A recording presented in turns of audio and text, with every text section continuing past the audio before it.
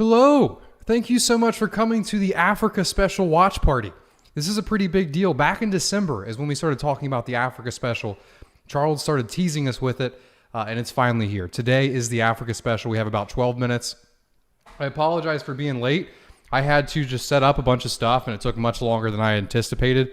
I have a million cords now that I'm content creator, man, but I appreciate you guys all being here. Kyle said, hey, if anyone's got Big Pay on the buzzer, hit him up. That's funny, man.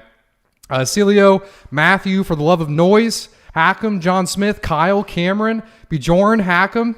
I already read Hackham, but thank you guys all so much for coming, man. Hello. I'm hyped. There's already 200 people here waiting for me. Already 73 likes and I haven't even been here. So I want to read this tweet before we get into this. Why are we so excited? So they finally released the information about the Africa deal. So we'll go take a look at that, and then I'll do a little AMA real quick, get the hype session going. I'm pumped. I got some espresso. Tastes like strawberries. It's pretty good. Let me go to Input Output Global and read this tweet for you guys. I don't want to get any of this information wrong, but I want to read specifically about the Africa deal that was announced. So they're onboarding 5 million Ethiopian students that are actually going to use identities or Atala's identity management system. So I'm so hyped. And I'm also thinking it's like if they're willing to, say that before the Africa Special, what are we going to get today? So what is today? If you've never been to a watch party before, it's very simple. So today there is the Africa Special going on. This is being released from Input Output Global. And what I do is I come on usually 30 minutes early, but I was a little late today. And then I hype you guys up. I answer all your questions. But when the Africa Special actually starts, I full screen the Africa Special, hide myself, but I answer questions in chat to try to push education. So if you guys do enjoy these watch parties, make sure you say so down below in the comment section or in the chat right now. And then also click the like on this video. And if you're new to my channel, please subscribe. We do these all the time. We have a lot of Cardano fun. The goal is to spread education. So let's get some questions coming in. My hair's wet, bro. Mate, wash your hair. Wash your hair, mate.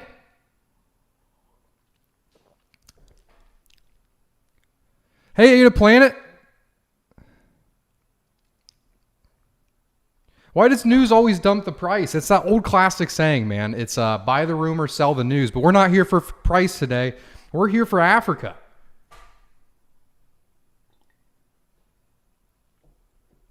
Love the watch parties. Yeah, I'll come back on once the Africa Special's over, and you'll see my hair's dry. I just hopped in the shower.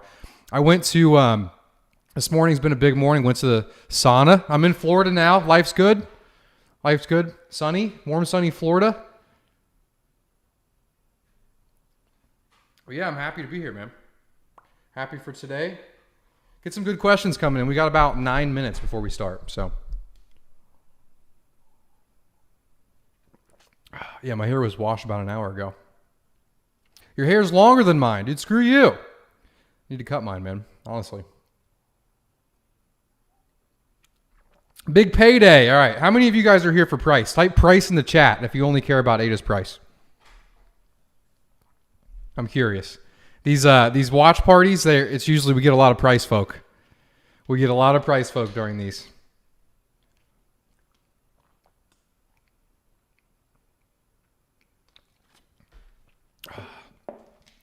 Thoughts on if Ada will be directly involved in the transactions and entering the student's grade / behavior / etc.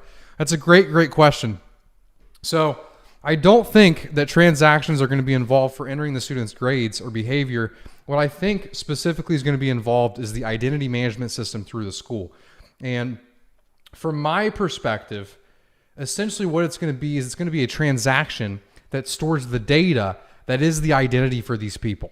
Right. So obviously they're going to be using the blockchain, and a lot of people often say, they're like, oh, well, why do we need all of these users? Why is this going to benefit IOHK? They're using Atala Prism. How does this benefit Cardano? How does this benefit us?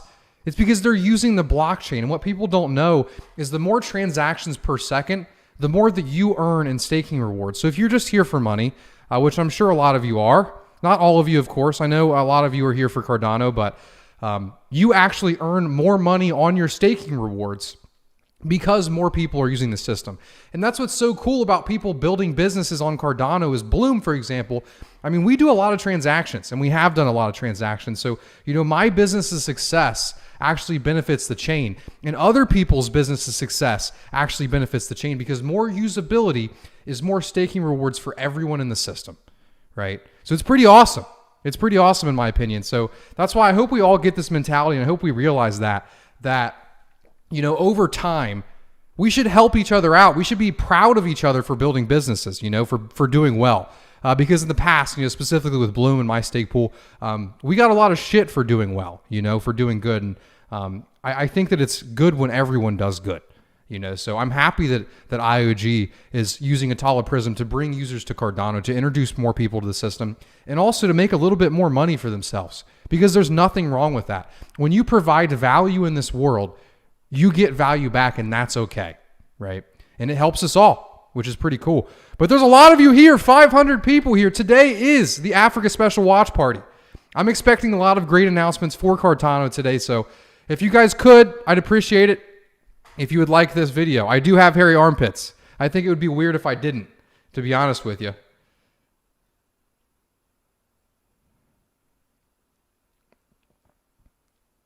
What are your thoughts on the other NFT collectibles that have launched on Cardano? Are there any that you like besides Space Buds? I haven't looked at too many of them. Someone actually just sent me the Hogsters. I thought those were pretty cool. They did a Hogster of me. I like that. I like Space Buds. The Hoskinsons, I think they look pretty cool. I like the Hoskinsons, but those are really the main ones.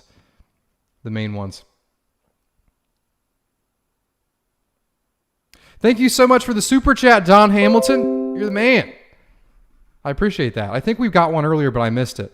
Sally Struthers left the building. I don't know what Sally Struthers is, but I'm also going to get some soundproofing and shit here. Yeah, I did move. This is my new house. Let me see if I can show you. I got a bunch of... Yeah, I can't show you. But that's the room. Got another monitor back there. But yeah, I did move. Let me see if I can push this back a little bit. It looks weird. There we go.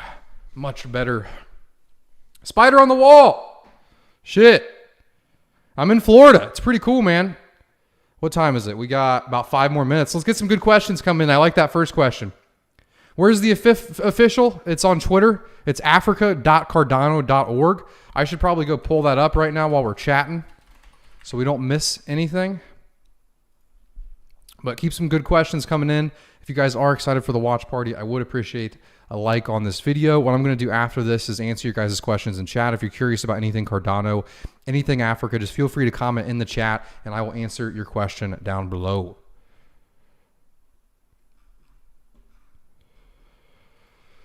So I'm clicking play. All right, it premieres in 3 minutes. Oh, I got it pulled up. Gator on the wall. Shit. Thoughts on Cody? Thank you so much for the super chat, Darren. You're the man. They're working with Cardano, so I'm interested, but I haven't looked into them enough to give my opinion on it. So we'll see. We'll see. We're going to get a lot of Cody stuff today, so we're going to learn a lot more about Cody today. So we'll see if we like him after this this broadcast. I'm using a different chair today. I didn't have time to bring mine up. Not very happy about it. Hey, thank you so much for that offer, Darko. You're the man for that, man. Yeah, I didn't really move with much. I didn't bring much furniture with me. I need to get some furniture, to be honest with you. I don't even have a couch. I know you guys want the pump. I know that's what you're all here for, but we're here for Africa today. This is the Africa stream. No pump bullshit. The price is already looking good, man. I mean, I'm not a price guy, but we're at like $1.30 something. I mean, can you really complain?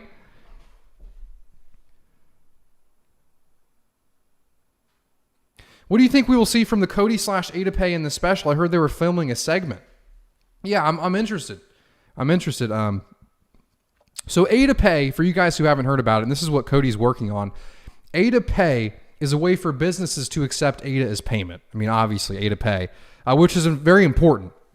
I, as a business, can't even get on my website, use an integration to accept ADA. It's a manual thing. I have to put an address. I have to verify personally that I received your ADA before I can disperse, the digital item or the shipment or whatever it could be. So ADA Pay is very important. So I got a shout out on the Catalyst live stream. I did? What'd they say about me? Let's buy this guy a couch. No, I'll handle it. If you guys want to buy me a couch, just delegate to Bloom. We have Bloom through Bloom 6. We are actually the 8th ever block on Cardano. So if you guys are looking for some kick-ass staking returns, delegate to Bloom. There's no reason for you to ever buy me a couch. Burton says, hi, Pay. How was the new journey to your apartment? It was awful. I had all of my stuff, my dog, everything I own in a U-Haul, and I was towing my car, and the speed limit was 55 miles per hour in this U-Haul. So I was doing like 55 to 65 for 1,000 miles. And I did it straight through. I didn't stop anywhere because I had to make it here for this watch party. I mean, we got Kaizen Crypto here. We got Eye of the King. We got Anthony, my partner at Bloom. We got Darko, Cardano with Paul. The gang's all here, ladies and gentlemen. We're about to be starting. Let me go check on it. The premiere will begin shortly. And look, I even got this cool little effect for you guys. You're going to love this. Watch. Oh. Oh, no. Oh, you like that? That slow transition there? How about that? How about that slow transition? You can't get that with Cardano with Paul and Kaizen. I'm telling you. Only here, folks. Only here.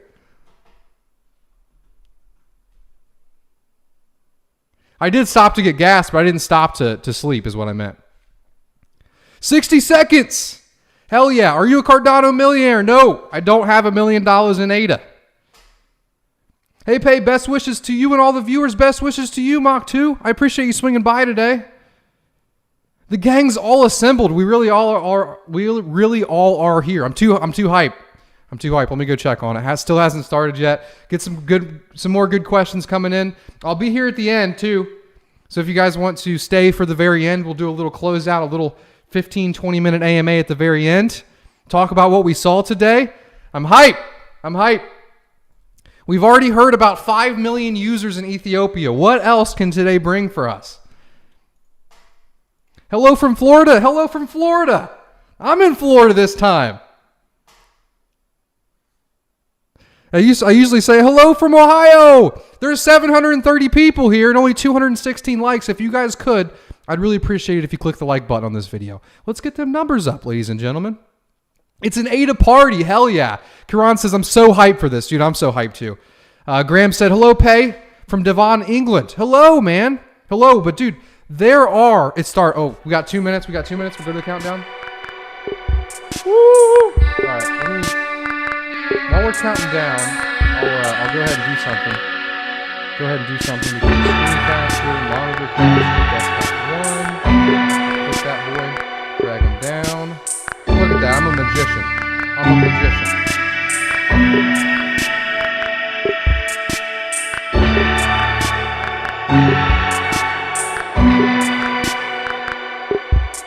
I'm not a magician.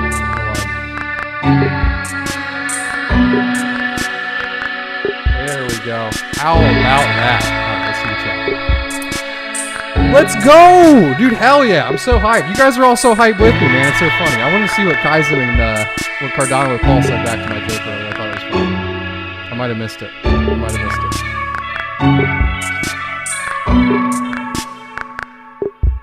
Go! How do you know which Stakepool gives you the best yield? As long as they're minting blocks, man, they're doing good. I have Bloom. Bloom's my Stakepool. I'm not going to do any more ads. Turn your mic up a small bit. I just need to talk into it. We got 43 seconds, ladies and gentlemen. Get hype. Pump up the volume. Hell yeah.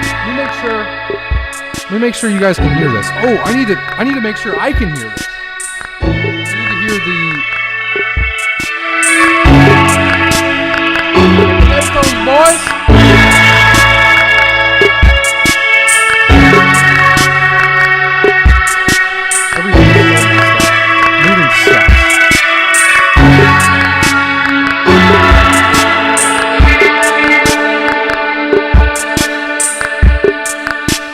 Yeah, we got the YouTube premiering music. Hell yeah. Too loud? Love you guys. Hello, and greetings from warm and sunny Zanzibar in beautiful Tanzania. Welcome to our Africa Special show, where we'll be bringing you news and deeper dives into the work we're doing here on this incredible continent.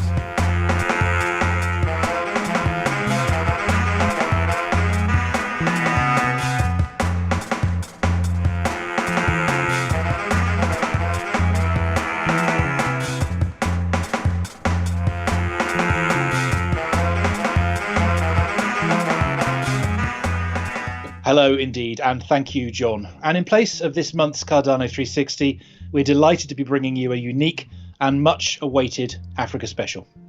The show itself has been weeks in the making, drawing upon partners and collaborators from across the continent, Ethiopia, Tanzania, Nigeria, and so on. But in fact, the news we're going to share with you today has been the result of many years of working on the continent itself, a slow and steady process of building capability, connections, and above all, trust.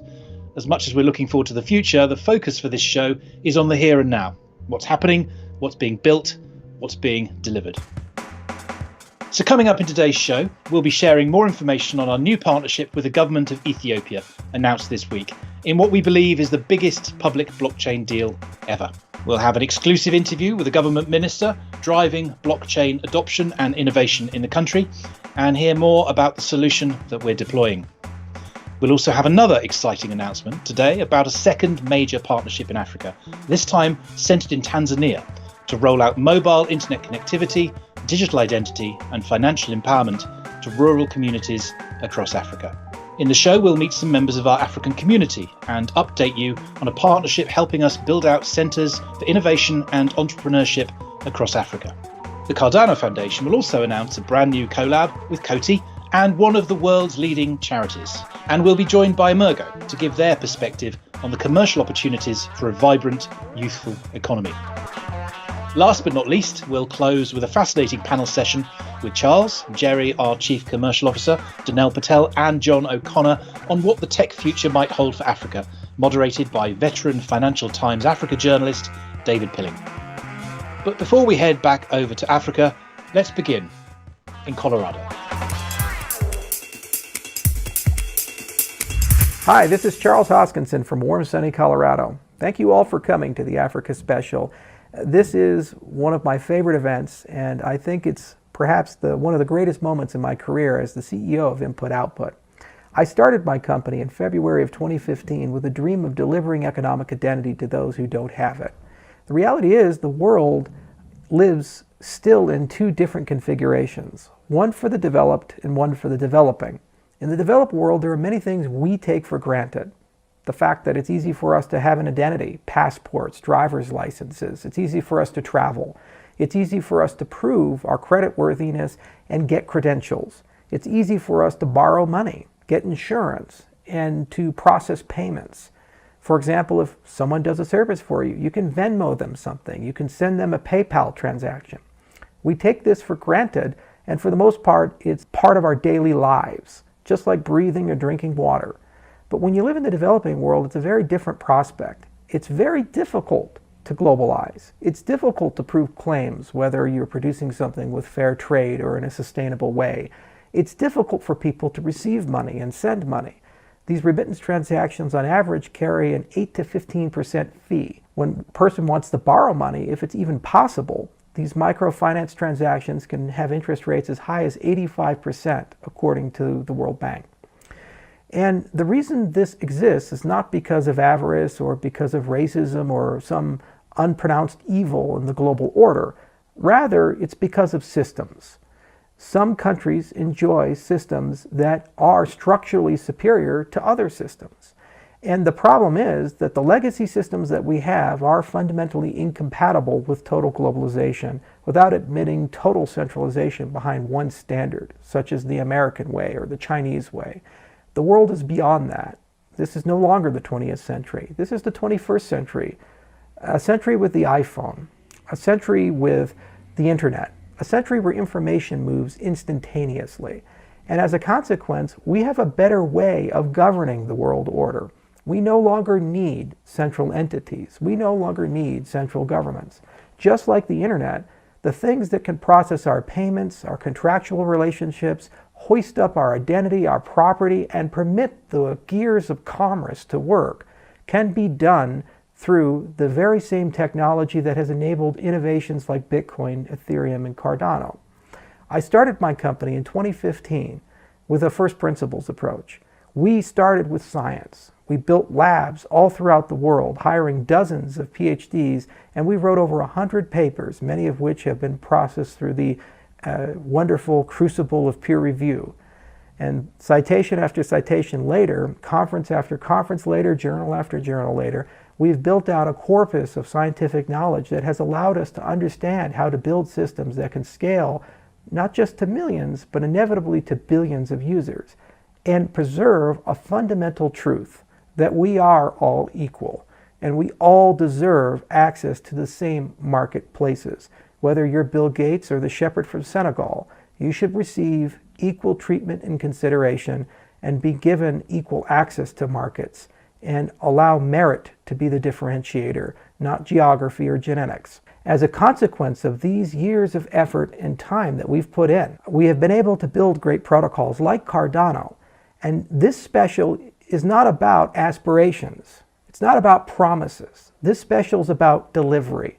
For the past 4 years, our people have lived in Ethiopia and have traveled throughout the entire continent of Africa. Rwanda, Uganda, Tanzania, Nigeria, Kenya, all around, South Africa. No matter where the winds would take them, the promises and commitments and dreams were the same. We had the desire to spread our vision of how we can change the way the world works, from the top down to the bottom up, pushing power to the edges and allowing people to be their own bank, allowing people to have their own identity. And today, this special is showing all of you the fruits of our labors over the past 4 years. The flagship of which is a deal that we have closed with the Ministry of Education containing 5 million students using a technology called PRISM integrated in the Cardano blockchain. Every one of these students will have a digital ID called a DID, and that DID carries with it metadata that will travel with them throughout their entire academic life, and like those who left Facebook's clutches of the university into the real world, will actually follow them into the economic world. So as they graduate, as they go into the economy, eventually this infrastructure can be used for property, for payments, for voting, and all other manners of their economic life. And what's beautiful about this evergreen deal is it's extensible. Our priorities and goals are directly aligned with the vision and priorities and goals of the Ethiopian government.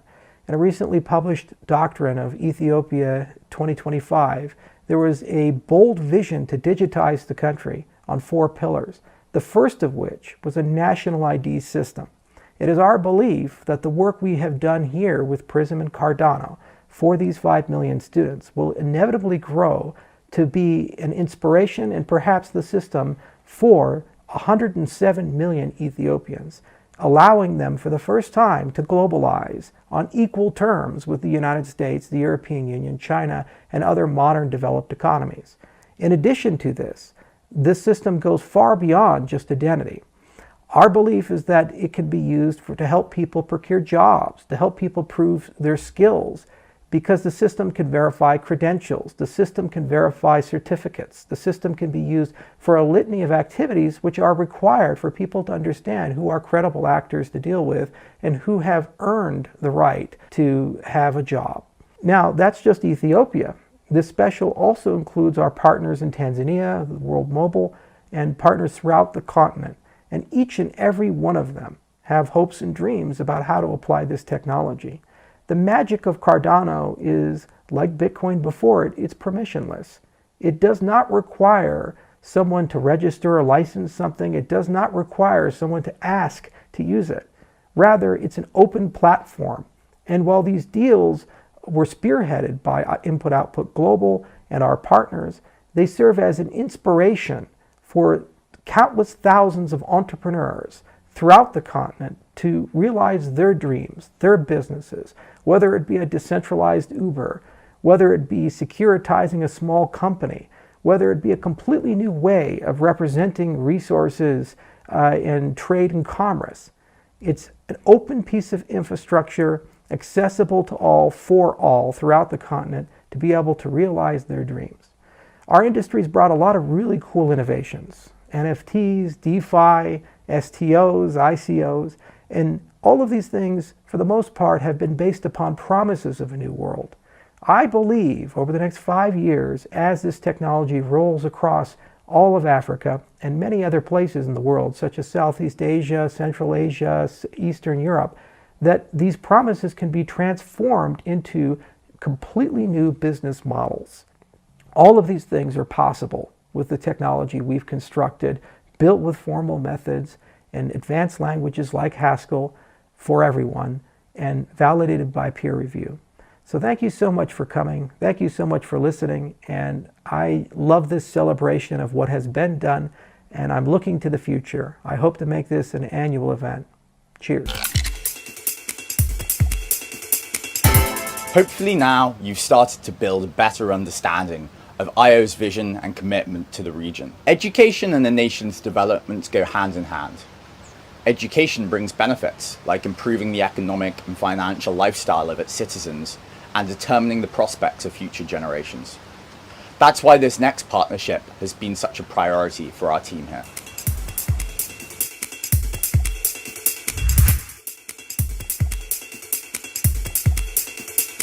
So, Minister, how did this initiative come about? For the last 5 years or so, I was serving as a Minister of Science and Technology, then as a Minister of Innovation and Technology before coming to the Minister of Education. So when I was the Minister of Science and Technology, we had this engagement with IOHK, and so it was my intention back then to bring new technologies, and of course it's also my responsibility to bring in new technologies, and one of the new technologies that I wanted to see in Ethiopia was a blockchain technology. With IOHK, we managed to conduct some trainings for girls, so that's how the whole idea came. So when I came to the Minister of Education, then I wanted to make use of the potential of blockchain technology within the education sector. So in Ethiopia and in Africa, in many countries, many people say that there is an issue of quality of education. We have to think of how quality can be improved. And one of the easiest way and one of the doable way of improving quality is basically technology. So as soon as I landed here in the Ministry of Education, I came up with a new idea called D-Test, Digital Technology for Education Sector Transformation. And this initiative is all about bringing technology to improve the quality of education. And when we say technology, whatever latest technology we have. So it's very practical to think of blockchain technology to improve quality of education here in Ethiopia and also in many developing countries as well. I came to know that IOHK opened the African office here in Ethiopia, here in Addis. And so when I see IOHK is also with Charles Atkinson, the founder of ADA, the Cardano cryptocurrency. So Cardano is one of the top 4 or 5 cryptocurrencies available in the world. So that means that doing blockchain with IOHK is like a dream coming true for me. I formally, as a Minister of Science and Technology, I formally requested IOHK and also Charles Atkinson to start doing something, if I'm not mistaken, 10 weeks training. And the first batch, I personally, as a Minister of Science and Technology, decided to make it the first batch all girls trainee. And 4 of those girls came from Uganda. So that is how we came across IOHK. When we go back to the history of how IOHK came about and the whole philosophy behind the formation of Cardano and the whole blockchain science, blockchain technology, in IOHK we see huge collaboration with universities and huge investment on research on blockchain technology by IOHK. So it means that it has an academic foundation, it has an academic partnership. So you cannot really get the level of understanding of somebody by simply providing a test twice a year or once in a year. One thing we decided is to have a digital ID for our students, especially focusing into the secondary school. So we started providing digital ID for all of our 12th grade students. But our plan in this blockchain technology is to provide a digital ID for close to 5 million students in the secondary school. So the issue is that once these students have digital ID, so we can uniquely identify those students.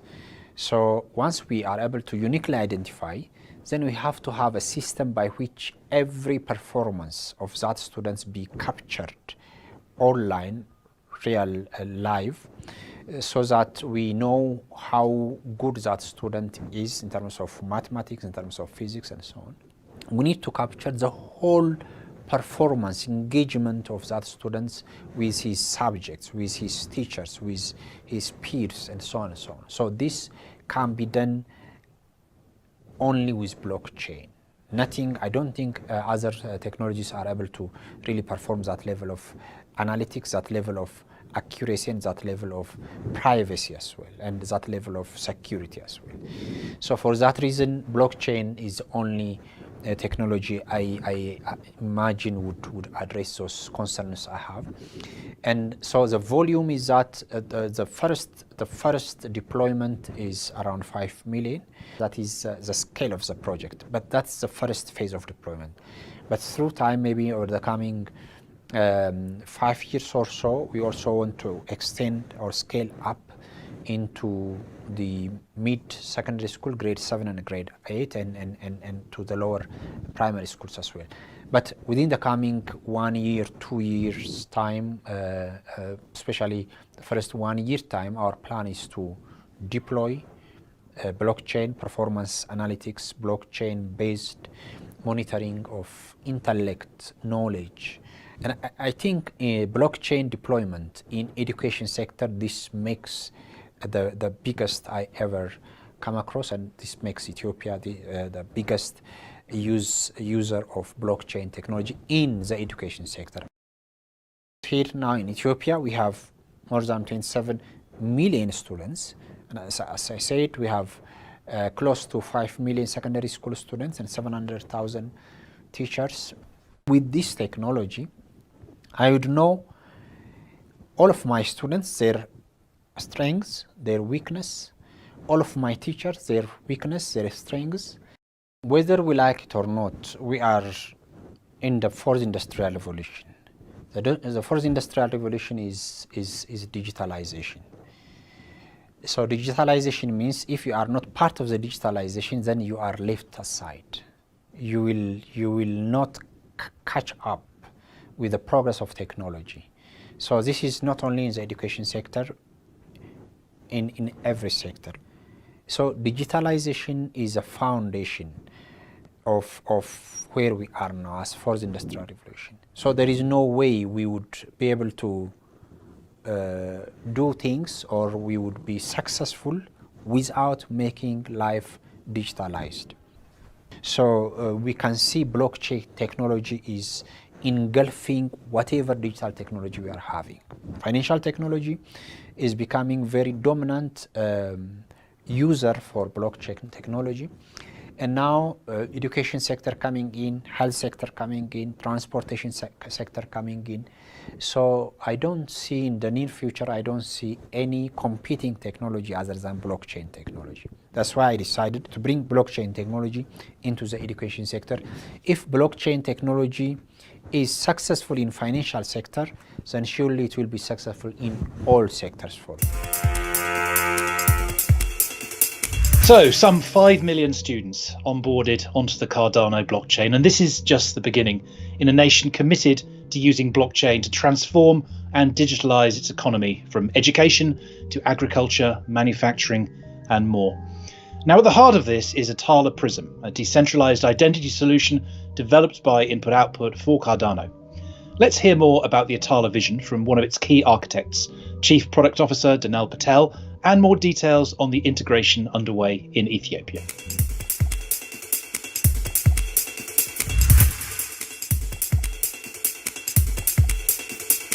I'm Danel Patel. I'm the Chief Product Officer at IOG.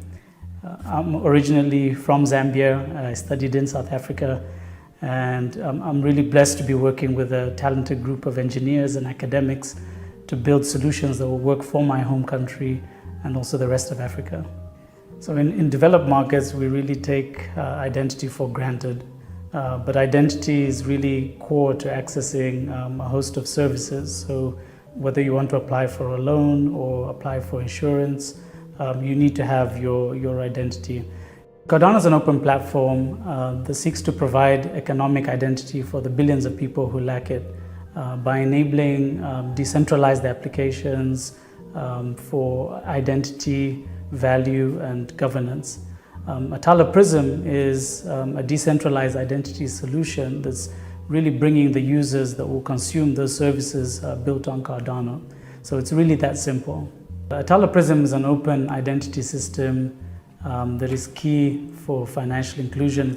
So in the case of Ethiopia, it's all starting with 5 million people. IOG is very excited to be working with the Ethiopian Ministry of Education to create a next generation blockchain-based identity solution that can track grades and educational attainment of students throughout their educational life from kindergarten to 12th grade.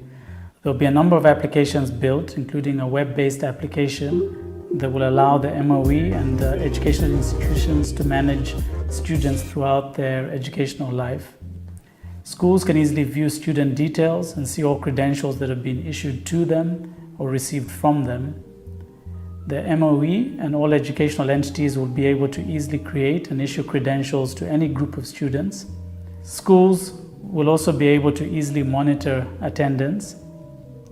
A learning management system component will also enable the creation of learning and development programs. Every student will be issued with a tablet with the MOE application installed. On registering in the application, a unique digital identity will be created, and this will be anchored in the Cardano blockchain. Students will be able to connect to their school and receive all their educational credentials. These will be securely stored, and they can easily be shared with universities and potential employers. The app will also have functionality to allow students to view what classes they enrolled in, their attendance records, and their progress throughout the school year. So the technology we've developed to deliver this is groundbreaking, and as a consumer application, we've designed this to be as user-friendly as possible and made it mobile-focused. It's going to enable really a customer-centric identity system that's more secure, more transparent, and also more auditable. This is part of the Ethiopia strategy to leverage new technology and realize its potential in the digital space. So we're building the solution for Ethiopia right now. We expect to see that in market in 6 to 9 months from now. The next phase will focus on expand national ID programs to allow financial institutions to also record financial transactions. This is just the start. Local banks and micro-lending institutions will be able to verify the citizens and provide financial services. I was inspired to join IOG really because of Charles's vision for financial inclusion. Over 1 billion people on this planet do not have access to financial services, and over half of those are from Africa. In developing countries, people are unable to really access financial services for 2 reasons. Firstly, they don't have an identity that's required to be able to go and open a bank account. Secondly, they're not able to use their informal credit history that they might have got from getting a loan from your local shopkeeper or the micro-lending institution close to where you live, or the local farming cooperative. They're not able to take this credit history that you've got there and apply it to a bank. So solving these 2 systemic issues has the opportunity to unlock billions of dollars worth of capital. And it's important to underscore this is not charity. unbanked users are not riskier than banked users. So there's a real opportunity there for us to go after. The system is quite open, so it can also provide and capture additional data. For example, it can capture information about loan repayments, and it can also capture personal information such as land registration data, your health data, among other things. So Atala covers a whole range of Layer 2 solutions, from credentialing, track and trace solutions, product authentication. We've been developing Atala for over 2 years now, and very early on we recognized that identity was key to unlocking a whole range of services. Smart contracts will enable further opportunities. They will enable basically the creation of decentralized insurance and lending providers that are able to compete at lower price points and also provide services that are more equitable for everyone. We're also working on Hydra, which is our scalability solution, and this will enable micropayment use cases. We're very excited about our work in Ethiopia, issuing the first government-endorsed digital ID to all students. This is an important first step towards our goal of enabling financial inclusion across the continent. So let's look a little closer at the technology that makes all of this possible. The DID, the digital identifier, which lives on the Cardano blockchain. Technical architect Alexi has created a step-by-step walkthrough, so if you're a developer and want the full 13-minute version, check out the Africa Special playlist on YouTube to do the full deep dive. But for now, let's just take a quick peek at the code in action. Hi everyone, this is Alexis, Atala Prism Technical Architect at IOHK. What you're looking into right now is the official documentation website that we will eventually release, and this talks about the SDK that was built using Kotlin multi-platform, which targets Swift, Java and JavaScript, so that you can do any integration in any of those languages. It includes some tutorials and references, like the usage tutorial and integration tutorial. Depending on what you need, we have it covered here. Let's go to the code example that I had prepared for this presentation. We are targeting to run a very simple use case, which is an issuer that is willing to issue a credential for what it requires to generate a DID and publish it to Cardano. This DID is going to be used for the credential that the issuer is going to issue. Then the credential will be issued and published to the Cardano network. And at last, there is a verifier involved who is willing to verify the credential that the holder has, which is done by resolving some data from the Cardano network. Overall, it's pretty simple and it's explaining in the SDK documentation. You can see the first step that was generating the DID for the issuer and getting it posted in the Cardano network. At first we generate a key, then we create an operation, and then we use the node in order to send the operation to the Cardano testnet. I hope you have enjoyed this sneak peek into our project. We will be sharing our documentation and more details in the coming months. Thank you. So, any developers out there, please check that out later, and remember that the platform is open source, so stand by for an open repo and full documentation in due course. And let's get building. So, before moving on from Atala Prism and digital identities, let's just close this section with a nice, concise, simple explainer, recapping what digital identity is and why it matters. And when you're looking for a nice explainer video, there's only one man to go to. Identity is part of our everyday lives. We use our identity multiple times every day without really thinking about it. When we open a mobile money account, apply for a new loan, pay tuition fees, make a medical appointment, get access to our workplace, or even access to government services. Every time we do any of these activities or a million others, we're using our identity.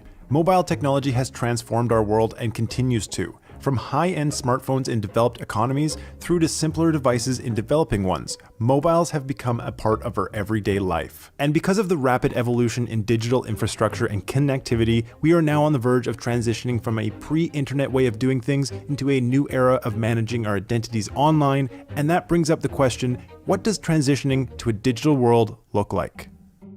In the modern world, we carry our identity everywhere we go, in the form of ID cards, passports, train or bus passes, medical cards, driver's licenses, and the list goes on. Our wallets are stuffed with physical representations of who we are. These forms of identification work because society traditionally recognizes and accepts them as a valid proof of someone's identity. And what we aim to do is give everybody the ability to use digital credentials much in the same way that you use physical credentials today.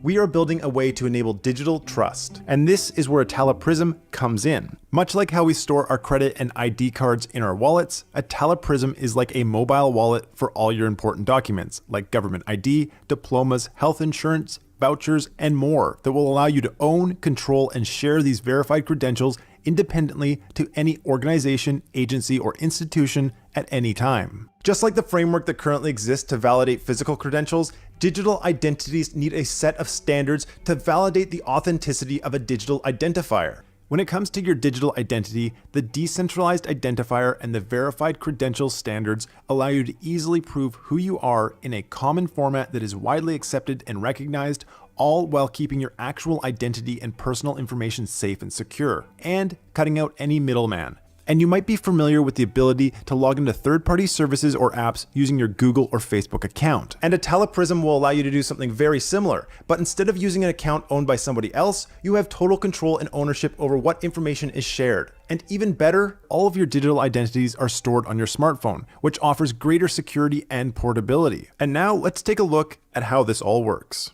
Meet Joe. He's just an average guy, and he's going to help you understand how the digital credentials process works. Joe downloads the Atala Prism app and registers his account. A unique private DID is created, and this serves as a unique digital ID for interactions with the government services he'll be accessing. The government verifies Joe's ID and scans and records his biometric data to create a unique digital ID. Joe is then issued a digital ID, which is cryptographically signed with the government's DID. Joe's unique identifier is also included in his credentials. The digital ID is stored on Joe's phone and securely backed up in a personal data store. Whenever Joe needs to access any digital service, such as social programs, medical or academic records, voting, banking, and even insurance, the service provider can independently and confidently verify his identity without having to ask the issuer, in this case, the government.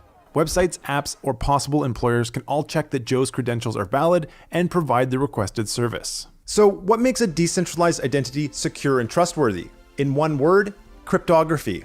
Joe's credentials are linked to a unique ID that is signed with a cryptographic key. When Joe needs to share his credentials, he creates a secure, private, and trusted connection with the other party. This channel is secured using the credentials associated with each party's DID. Joe can also request the deletion of a shared credential or revoke access to any third party that currently has access to his personal data store at any time. Joe is now in full control of his digital identity. No more lengthy forms. Joe can now sign up for insurance or a host of other digital services with just a single click that uniquely only his new digital ID can provide. And that's why Atala is one of the keys to economic identity across the whole of Africa.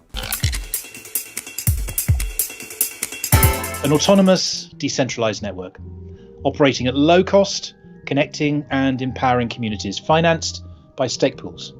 You think I'm talking about Cardano, right? No, I'm talking about mobile. Now, this film coming up is a little bit special, and we're very excited about this project, a brand new partnership which we're announcing today on our Africa special. Before you can bank the unbanked, you need to connect the unconnected. And with a unique digital identity, you can open up economic opportunities never before possible. Forget DeFi, and welcome to RealFi. Today, we're showcasing another important partnership. World Mobile's pioneering mobile network is bringing remote African regions online for the first time in an affordable, sustainable, and profitable way. Last week, I spent a few days in Zanzibar and Tanzania with the team from World Mobile to find out more.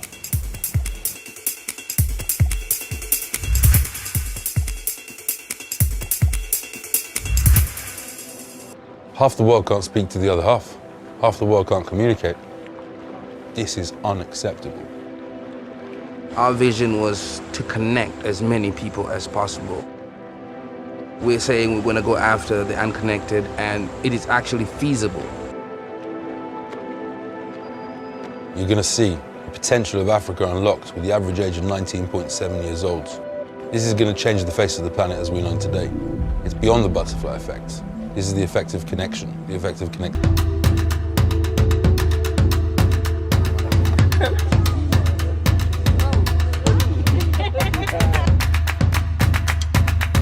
We have 3 bars instead of one. People from other villages are visiting us. It's your connection that's bad.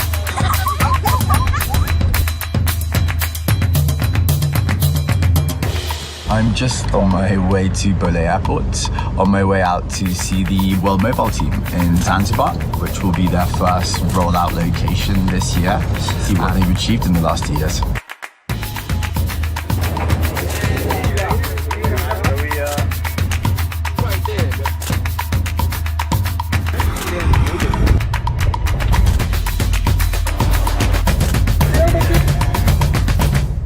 There's a lot of ambition in trying to turn Zanzibar into the hub.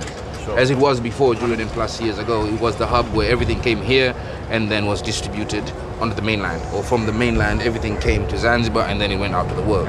This is now strategically positioned to be able to capture that particular market that is coming. So all the equipment you're bringing in, is it coming in through this port? A lot of the network equipment will just come in and we'll be deploying it starting in Stone Town. It's going to be amazing. It's going to be amazing. You know? So you'll literally just put these repeaters, right, and cover this quite densely residential area. Yeah. And anyone that's within this region will just be able to have a Wi-Fi network, World Mobile, where they get faster data at cheaper prices. Yes. The objective is very simple. So other than putting on the massive MNO type towers, it'll be something as simple as that. A pole with one device that picks up the signal, a cable will run into the Wi-Fi repeaters, and the Wi-Fi repeaters will throw out the mesh signal. The fiber lines are there. The technology exists. It's just we need the people to have access to it. And we as World Mobile are going to give these people the access. Another really important part of this is you can see all of this existing infrastructure. You can see guys invested in solar, guys invested in their own ISP equipment. These are all people we can leverage for the shared economy. So we can use their infrastructure for our point-to-point, our TV white space, and they can actually benefit from that. So we are providing opportunities to them that they may not have even thought about before. Gone are the days where connectivity is with these big, powerful MNOs. Now it's with the people. We're going to a school where they've been deploying some infrastructure to provide connectivity for the school. So we're going to go and look at what they've delivered there. This school is, I think, the first pilot site for World Mobile in Zanzibar. We have an interview scheduled with Mickey, the CEO of World Mobile. We needed some internet. They've installed one of these solar-powered Wi-Fi drop-off points across the school, giving them internet access, which wasn't here before. So yeah, we're just gonna use their internet to do a quick interview with Mickey, and then we'll be on our way. Mickey Watkins, how are you doing? John O'Connor, I'm very good. How are you? Lovely to see you. Fantastic to see you too. So do you recognize where we're at, where I'm shooting from? I do. It looks like the school. It is. How's the internet? The internet's pretty great. I mean, I think we're on about 15 megabits a second right now, which is more than I get at home anyway. I'm happy for you. Maybe in your own words, you can tell us a little bit more about your vision for World Mobile and why you're trying to do what you're trying to do. My motivation is to deliver a business model that nobody has yet via a sharing economy that is the solution to connecting the unconnected. Maybe you can tell us a little bit more about your view of what the sharing economy means in regards to World Mobile. The sharing economy to us is everything. We believe that the reason that half the world is unconnected is due to the fact the responsibility hasn't been shared. So maybe we can dig in a little deeper into exactly how the technology works. We're using free space optics, we're using blimps, balloons, helikites. We're using all types of technology in order to be able to pick up backhaul from the sea, from existing infrastructure, and deliver it to the people on the ground at half the price and double the speed. But what attracted you guys to pick Input Output as a partner and build on our technology? Banking the unbanked. That's to put it into a short phrase. I saw what you and Charles were doing. I saw what IOHK stand for, and it was an obvious choice. There was nobody else in the space that had the same vision as you, and it matched ours. And to bank the unbanked, you need to connect the unconnected. Together, it's a perfectly symbiotic relationship. So, on the subject of banking the unbanked, I think one of the biggest opportunities we have in our partnership is to be able to start moving from what crypto has done in DeFi towards more what we're calling RealFi. You just said it. This is not just DeFi. This is RealFi. By providing people with the connectivity, by providing them with identity, we're actually going to see the real intention behind blockchain. We're going to see people sitting the other side of the world being able to fund via staking pools the ability to roll out whole countries, continents. We're going to see people being able to take loans on the other side of the world. This is it. This is the bridging. This is the digital divide. This is where we change everything together. Mickey, it's been super great to catch up. John, it's been an absolute pleasure. I can't wait to change the world with you. Thank you very much. I'll see you soon. Take care, Mickey. Ciao.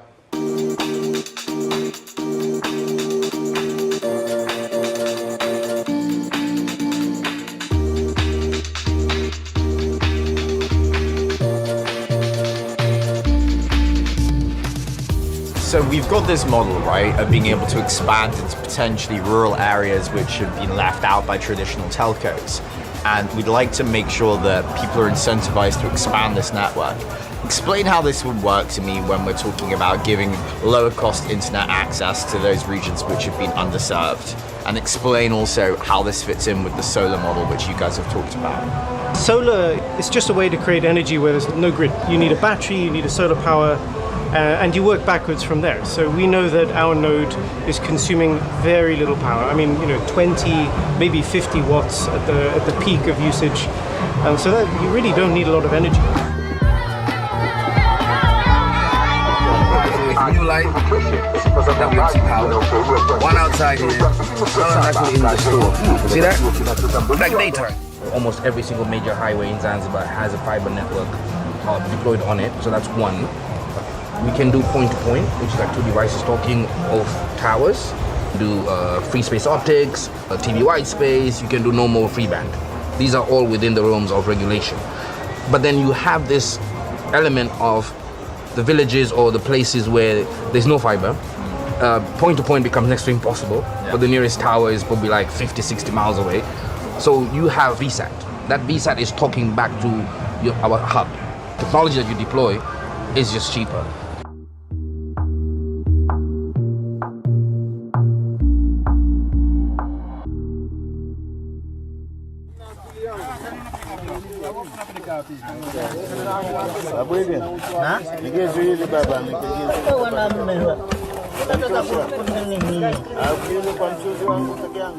Morning, gents. How are you all doing? Good morning, John. I'm good. Thank you. It's wonderful to see you. It's been a while. John, very nice to see you again. I'm very excited and looking forward to being part of this Africa special. All right, thanks, guys. So, Chris, maybe you can talk to us about some of the challenges which telcos have to face when operating within a government framework. One of the many advantages of the world mobile model is that it operates to some degree autonomously and independent of central government. And central government in some of the jurisdictions we're talking about has degrees of corruption in all or part of it. And therefore, anything which is centrally driven and top down is susceptible to those kinds of issues. World Mobile, since it operates using frequencies which are not licensed centrally and using demand which is generated at a local level, is to some extent insulated from those kinds of pressures. Charles, how do we bridge this divide to drive further inclusivity across our societies in Africa? We need to have inclusivity in terms of communication, both for urban and rural areas. What impact will that have in terms of economic development? Much of our economy, much of our social lives, much of our economic lives now depends on digital connectivity. And for those people in Africa, they're missing out, and they're increasingly being subjected to a digital divide between those who have connectivity and those who don't. What would be the specific key benefits from connecting these unconnected populations? Definitely financial inclusion. I think access to various types of government services. With digital technology and the digitization of land records and other government things, you could access that from your phone sitting in your village. Then you could then go to a microfinance person to borrow money, to buy crops, all kinds of things like that. Charles, can you add to that? We must be able to bring cost-effective communication so that in the end, it's not a question of commercial issues, it's a question of people being included and people being in one society to communicate and relate to each other. How important is local internet infrastructure in driving that? Some person sitting in office in Silicon Valley has no idea about the needs of somebody in a village in Kenya or Botswana. And so you need to have that local innovation to get all the real benefits of the digital economy. So Chris, is there anything else you'd like to add? What I really like about the World Mobile model is that it's bottom up, it's demand driven, it's demand led. So that where there are people who need and want the service, that is where World Mobile plans to be, which is a very different way of looking at it from the classic MNO model. Charles, Andrew, Chris, thank you so much for taking the time. This was super interesting and very informative.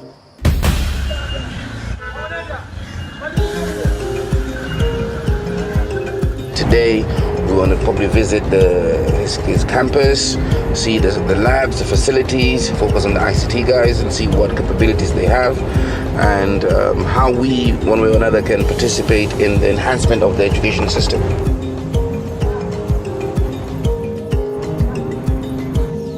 Yeah, there you go. Just can win.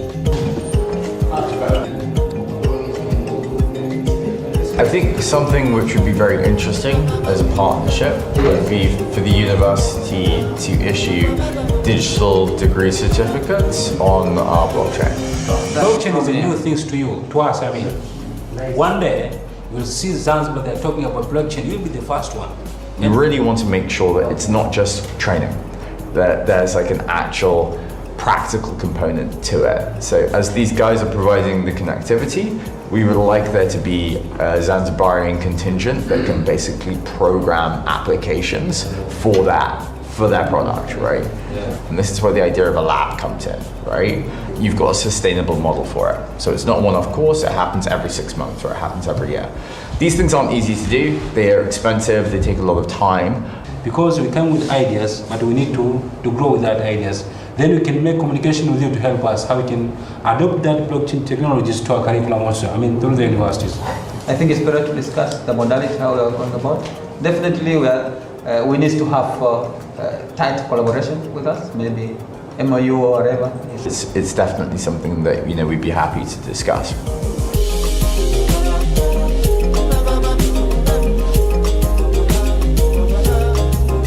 Actually, we are having that problem using blended learning in our teaching, but it's really hard because the internet cost is somehow high and some of the students cannot really afford to pay. For example, we are using mobile network operators bundles, but for us, of course, for most of the lecturers can afford, but for the students, it's extra cost, right? Yeah, extra. That happens sometimes that students are not able to do the online work, online courses, lectures, videos, exercises. Yeah, because of the connectivity. This is the first problem. Yeah, it's a very huge. And it's the biggest opportunity as well. Yeah. We can really improve, make things nicer.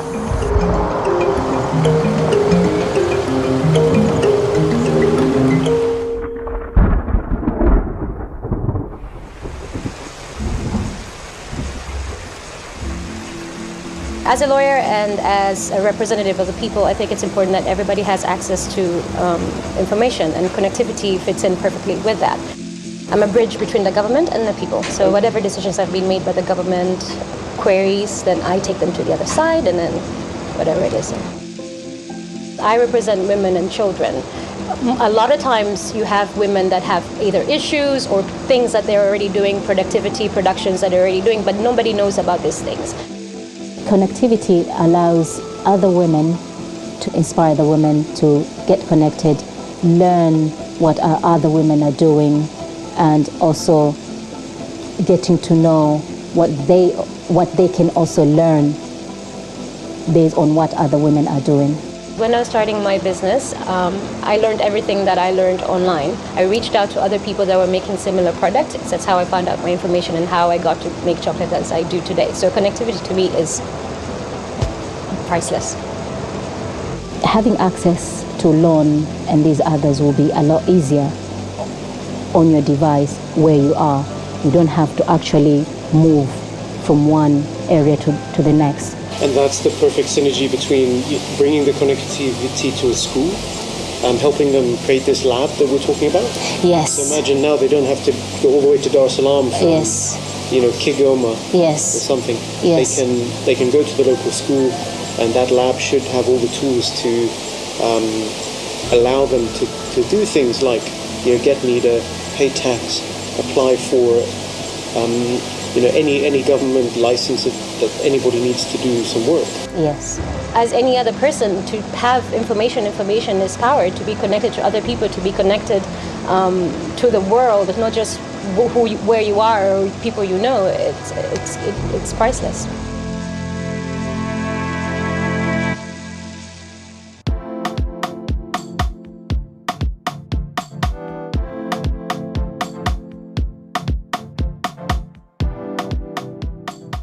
From the perspective of the consumer, they're always going to get a price which matches the best that any of the MNOs will be able to offer. But as you guys roll out this infrastructure, it will just get cheaper and cheaper and cheaper. What we mean when we say we're trying to disrupt finance, it's really over 3 key areas, right? The first is identity. The second is going to be transfer of value or payments, right? And then the last area is going to be the programmability of that, of contracts. When it comes to identity, the typical Zanzibari would have 2 IDs, right? But then you still have the problem of their identity. And it comes in a more recent finding from the state, where there's always an issue of ghost workers. Ghost workers are when civil service is paying salaries to people that don't exist. And this happens month in, month out, year in, year out. It's an ever-going problem. I think it's not just a Zanzibari problem or a Tanzanian problem. It's more or less a problem in a lot of African countries. So having a digital identity would solve that particular problem once and for all. Anything that will solve that challenge will create a lot of change in the environment. So I know that some of the things that we've talked about is that, privacy is a big concern for you guys, and it's one of the reasons why the project started. So within this example, each subscriber will have an identity which they can choose to share or choose not to share. So as they build up a credit history from taking small loans with you guys, they have the ability to essentially export this credit history and use it in an authenticated and validated fashion with any one of a number of different credit providers. This journey's come a long way, and I think the power and the vision is that this is a problem worth solving together.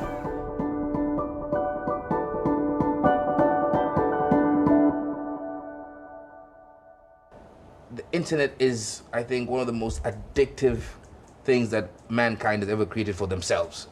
The more you have access to it, the more you would use it, the more you would use it for what works for you. It's every human's right to have access to connectivity that allows them to be whatever it is that they need to be.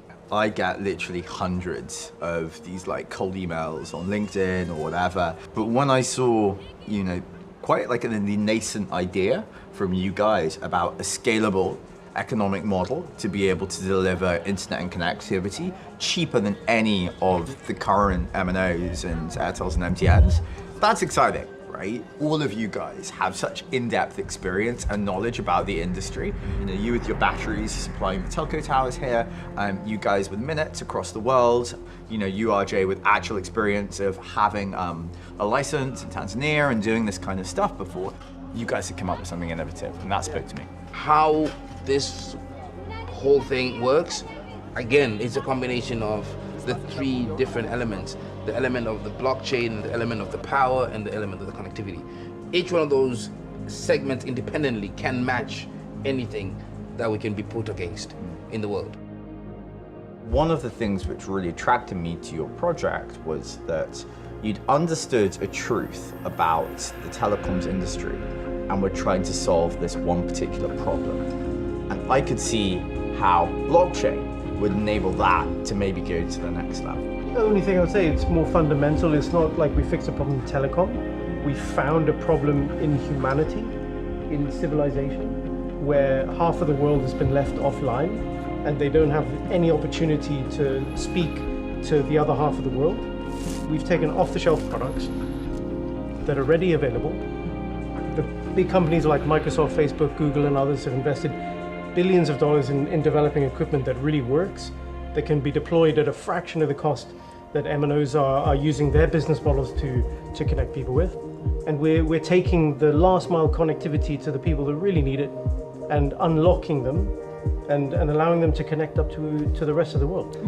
I think you've basically wrapped up the whole few days and everything. Yeah.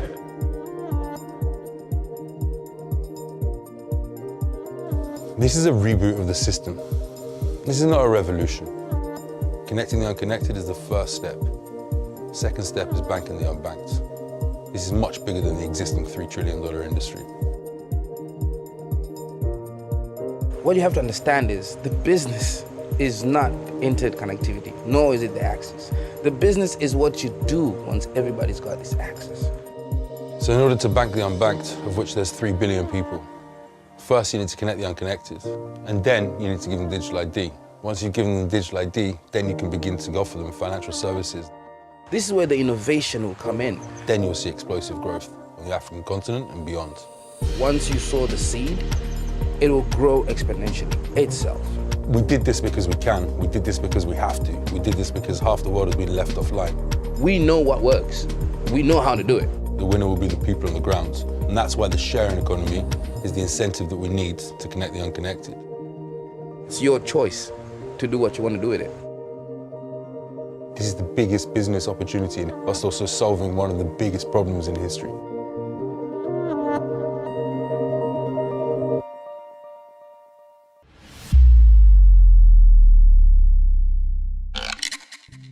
So there you have it, a new telecoms company in Tanzania in partnership with World Mobile.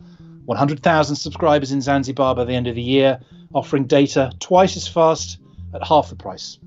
Not only will every subscriber have an identity issued on a Tala Prism on Cardano, but we'll also be introducing the first real Fi loans by the end of the year. Loans provided by Cardano Liquidity, providing real economic value to real people. To build valuable solutions, you need to understand the challenges intuitively with local teams and expertise. The announcements we're making this week are the result of years of work on the ground in Ethiopia and across numerous African nations. We're expanding our team now in Addis, building out our local teams to accelerate the implementation work. We're also investing in local partnerships via our new tech hub in Addis. Now, many of you will be familiar with Ben Goertzel from our previous Cardano 360 shows, a good friend of ours and a pioneer at the intersection of artificial intelligence and blockchain. We're currently working closely with Ben to bring the AGI token to Cardano within our ERC20 converter program to port Ethereum tokens to Cardano. Now, more on that in next month's show. But meanwhile, here he is with an update about our work together in Africa with ICOG Labs, and why he feels Africa has the potential to become a world leader in AI and advanced robotics. Ben Goertzel here. I've been doing AI and robotics work in Africa, mainly in Ethiopia and Addis Ababa since 2014, when I co-founded together with Sander Olsen and Getanet Asefa a company called ICOG Labs, which is Ethiopia's first AI and robotics startup. So together with the amazing, brilliant engineers at ICOG in Addis, I've been involved in leveraging Ethiopian AI, robotics, and software talent to build systems and solve problems deployed all over the world. I mean, the ICOG team helped build some of the AI and computer vision behind the Sophia robot. They helped develop some of the infrastructure and dApps on the SingularityNet platform. And we've also been working on various projects aimed at using AI and robotics to help improve aspects of Ethiopian economy. So I've been doing AI stuff in Ethiopia for a while, since before I founded SingularityNet. I then pulled the ICOG team into SingularityNet to help with everything we're doing.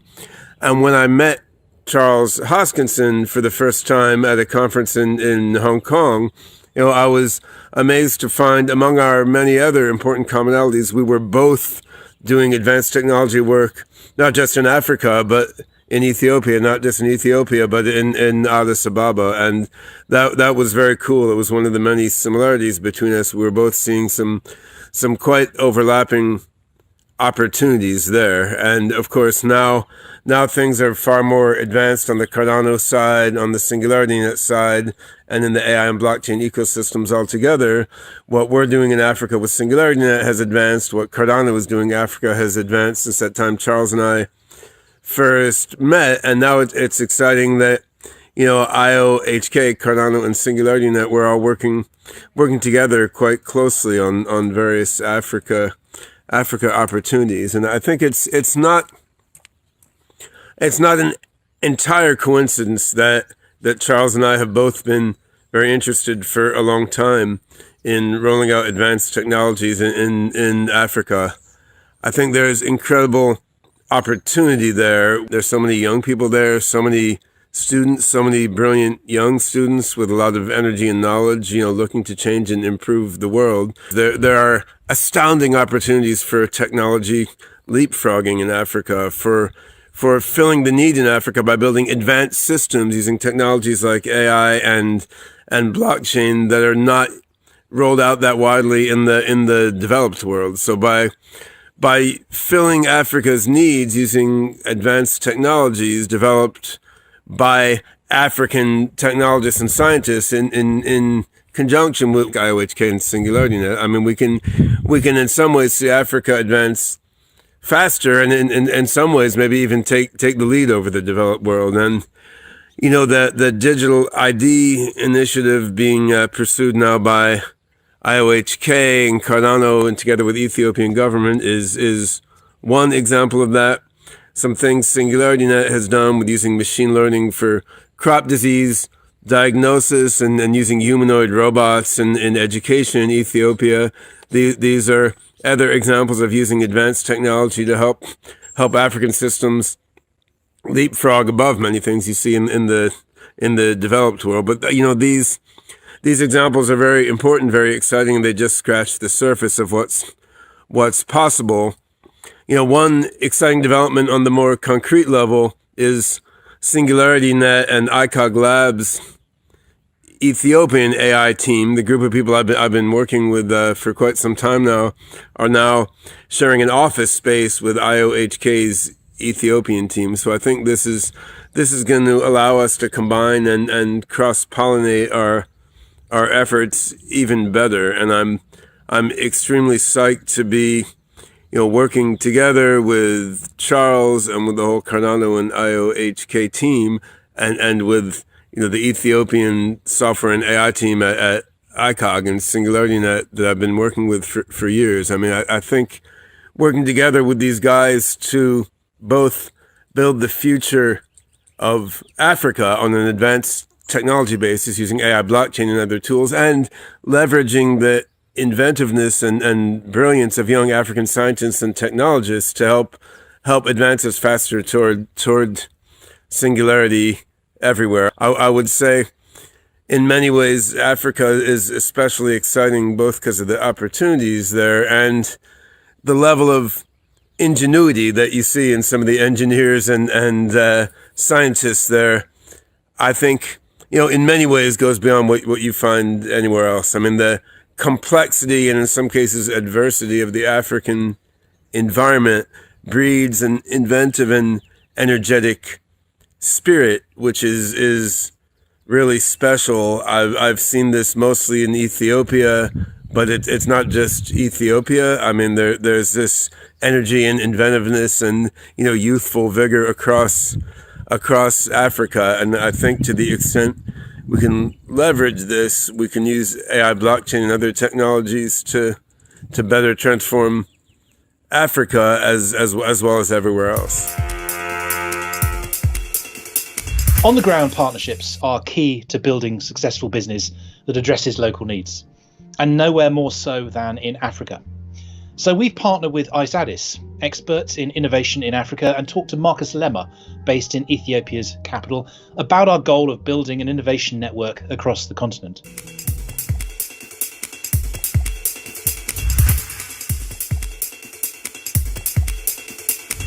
One of the things we really value is like our relationship and network within the African continent. We're very Pan-African company. So like, being the Ethiopian company, and it goes beyond Ethiopia because we actually like believe in like in the narration of like, the new narration of like Africa, and the startup, the catalyst of like its growth, and, mobile technology and different technologies actually being leapfrogging throughout the continent. When we started back in 2011, there are only few hubs and incubators are existing in the continent.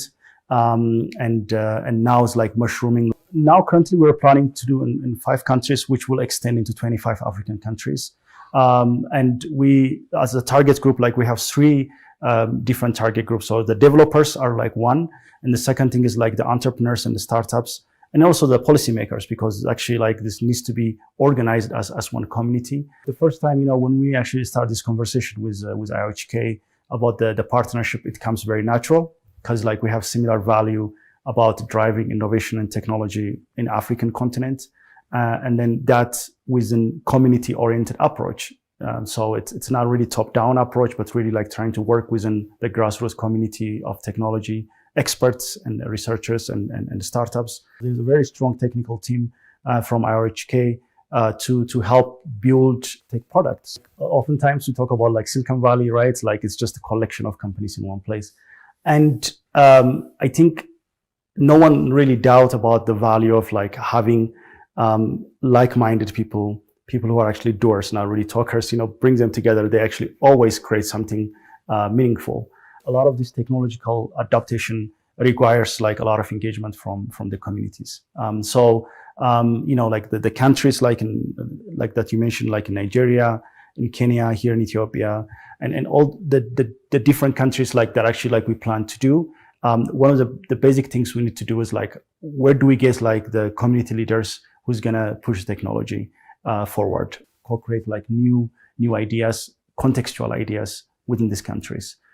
So we want to actually like foster collaboration with community members. So we're going to work with like community leaders from the tech community and ambassadors to launch new events and activities, either through like IOHK Cardano campuses within these countries, or partnering with like innovation hubs and incubators like ourselves, and kick off like different meetups and events and informal networking opportunities. In Ethiopia now with ICOG and IOHK and ISATDIS, like we're coming together as like in one campus, so that like we can create that kind of feeling that there is a larger community that can engage, and then we can share resources, we can co-launch networking activities, and hopefully like also like there are international and local visitors are coming, they can actually get access to all those 3 companies in one place instead of like disjointed locations. I thought this like we're gonna plan meetups and events in each these communities, and mostly like in the capital cities, but also like the second tier cities, to kick off the first activities, and hopefully a lot of these activities will be like funded, self-sufficient in the long term, so that they can actually drive activities within their environment. So this is actually like our plan to do this year, or starting from this year, and then expanding to the 25 countries in the upcoming years. So there it is, a community-led approach to train and onboard developers to Cardano in 5 and ultimately 25 countries across the continent. Building government partnerships and local commercial collaborations are central to our strategy across the continent. But it's the support and hard work of the African community which really inspires us and drives us forward, seeing real people running the network and building on Cardano. We have a passionate and growing Cardano community in Africa, and we reached out to some of them before the show so we could introduce a few of them to you.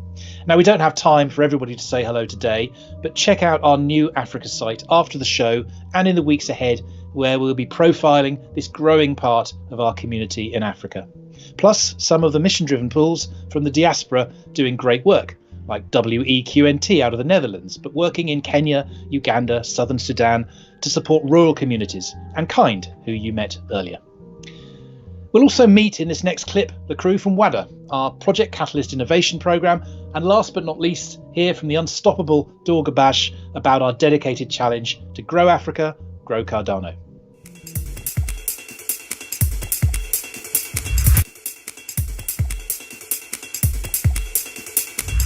Hey, what's up guys? This is Joshua Akpan from Proof of Africa, ABCD and Liquid, and we are Cardano Community Port Harcourt. I'm April from Zoe Pool. I'm Banigo from Red Token.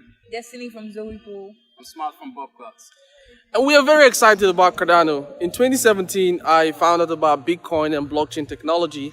And in 2018, I quickly discovered Cardano.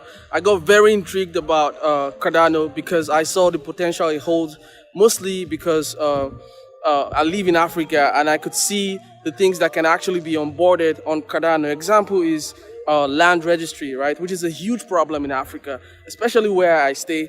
And we have committed ourselves to educate people, and this effort is actually sponsored by our Stakepool and also partnering with very, very exciting people like WADA, who is committed in education and also implementation of these ideas in Africa. And we are all going for number one. Hi everyone, my name is Reese and I am the owner-operator of Neat Stakepool. I'm a systems engineer from Cape Town, South Africa. And my journey with Cardano started a couple of years ago when I came across an article on a website that described a bold and ambitious project that seek to solve some of the biggest problems in the world. That article resonated with me, and 2 years down the line, I'm now the operator of a Cardano Stakepool. And it's because of the ambition and determination of Charles Hoskinson and his team to really make a difference in the world. And that's essentially why Neat Stakepool exists, to be a part of that journey. So thank you IOHK for all the work that you do and all those involved, and thank you for this opportunity. Cheers. Hi, I'm Conrad and we work for Axnosis and we run the Axnosis Stakepool. As you can see, it's warm and sunny here even though winter is lurking. We are based in a city called Pretoria, South Africa, right at the southern tip of the big continent. Most of the company's employees invest in crypto and this interest is spreading. We just had to get involved. Cardano's whole philosophy of changing the world for the better and bringing more fairness and equality for everyone resonated with us, and we have been fans ever since. Hi, I'm Chris. Our main aim is to support the Cardano network in Africa by running a public stake. We believe in the potential of blockchain and specifically that the Cardano network will improve the world's financial systems. So we want to keep contributing and we will keep our node up and running. I'm based in Richards Bay on the north coast of KwaZulu-Natal. We want to provide solutions using Cardano, and our first use case will be the ability to upload COVID-19 vaccination certificates to the blockchain for the citizens of Zimbabwe. That's it from Axnosis. Hello Cardano community, this is April from Zoe Pool, ticker ZOE. I'm from Nigeria and currently based in Port Harcourt City. I got to know about the Cardano community in Port Harcourt through my friend Joshua, who happens to be the Nigerian ambassador of Cardano. And I'm currently the only female Stakepool operator here in Africa. Zoepool is a place where women in blockchain are cherished, and we seek to bring blockchain education down here in Africa, especially for women, seeing that the number of participation of women is really daunting. And I believe strongly that Cardano was built for Africa and it can liberate a lot of Africans from a centralized government to a decentralized one. Thank you. Hi everyone. My name is Jacob Lete and I operate Smart from Africa Stakepool. I'm from West Africa and the Greater Accra region of Ghana. I got involved with Cardano way back in 2017-2018 where I came across Charles Whiteboard video where he talked about the generations of blockchain, and ever since that, I've been a part of the Cardano community. It is my hope and dream to provide as many health insurance to deprived children in the rural communities with the rewards from Smile. I believe Cardano has more to offer with the current mobile money fraud going on across the continent and land registration issues. I hope the government of the Republic of Ghana adopts it for the greater good. Thank you. Bye-bye. Bye. Welcome to WADA, the West Africa Decentralized Alliance, connecting West African developers and entrepreneurs to the Cardano ecosystem. We do this through infrastructure and capacity building, education, outreach, dApp creation, and by forming a network of hubs through relationships on the African continent and in the diaspora. WADA is by the community, for the community. And we are here today because of the immense community support given us. As Cardano achieves its milestones in Africa, remember that WADA is open for business, and we are rapidly scaling to embrace and leverage the growth opportunities opening up through our work on the ground and through our partnerships, all to expand Cardano's market in Africa and even more. Our hubs are currently active in Ivory Coast, Ghana, Nigeria, Cameroon, and DRC, and we are adding more using our sustainability model. We will continue to count on you, Cardano community. We add to multiply. Ata lai ngota apole shon no em homem ga shon. Yes, we add to multiply. Hi everybody, my name is Dor Garbash and I'm the product manager for Project Catalyst. Today I wanted to talk to you about the project, especially for you new folks that might not have heard about it. So Project Catalyst has become in the last 6 months the largest decentralized innovation fund in the world. So in Fund 3, we had more than 20,000 unique wallets registered to vote, and around 3.5 billion ADA that has voted. We have 21,000 people participating in ID scale, so tens of thousands of people working together and collaborating to build and decide on the best proposals to promote Cardano. And we can see that all our communication channels are filled with activity. Our Discord channel, I think, has almost 2,000 users. All our announcement channels in Telegram, they're just surpassed 4,000 users. We are by far the largest and most active decentralized innovation fund in the planet. But today I want to focus on one of our most interesting challenges, which is the Grow Cardano, Grow Africa challenge. This has been a challenge that's actually been voted in by the community itself. It controls $250,000 in ADA, and it's going to grow and grow over the course of the year. As you just seen from the previous videos, there's already a lot of traction with different types of initiatives and projects that are centered around Africa. This is a very high-growing, high-impact, exciting venue. Not only there's the funding within the Catalyst project that's focused on Africa, but there's already an amazing, enthusiastic group of community leaders, some of them based in Africa, that you can already interact with and support as they go around making transformational changes. The main question this challenge is asking is, how do we seed and grow Cardano in Africa? Okay, so what we're looking for is technologies and applications and programs and all sorts of ideas that would help us bring Cardano to Africa, not only in an impactful way, but also in a collaborative way, in an inclusive way, in such a way that there's a real partnership with the people on the ground to build the best solutions. And what's really beautiful about this is that this is not a top-down project. This has been voted in by the community. The proposers could be you, could be anybody that has the right idea and the right skills to address this challenge effectively. We have high hopes. We actually have amazing responses so far. We have already 32 proposals that have been submitted to this challenge. So there's already a lot of competition and energy about how we are getting this, how to solve this challenge. So we really invite you to come and engage. The way to do is you go to cardano.idiscal.com, you create an account there. You will see a list of all the challenges. You can click on the challenge, the Africa Challenge, read about all the proposals, get informed, and we will contact you with details about how to register to vote and all sorts of ways you can contribute and bring value. So I just wanted to add another note why I'm personally so excited about the Africa Challenge. This challenge was not just created in a day. Okay, this has been months and months of work by the community to make this a reality. It all started in Fund 3, happening several months ago, and when there were around 20 different challenges competing for funding.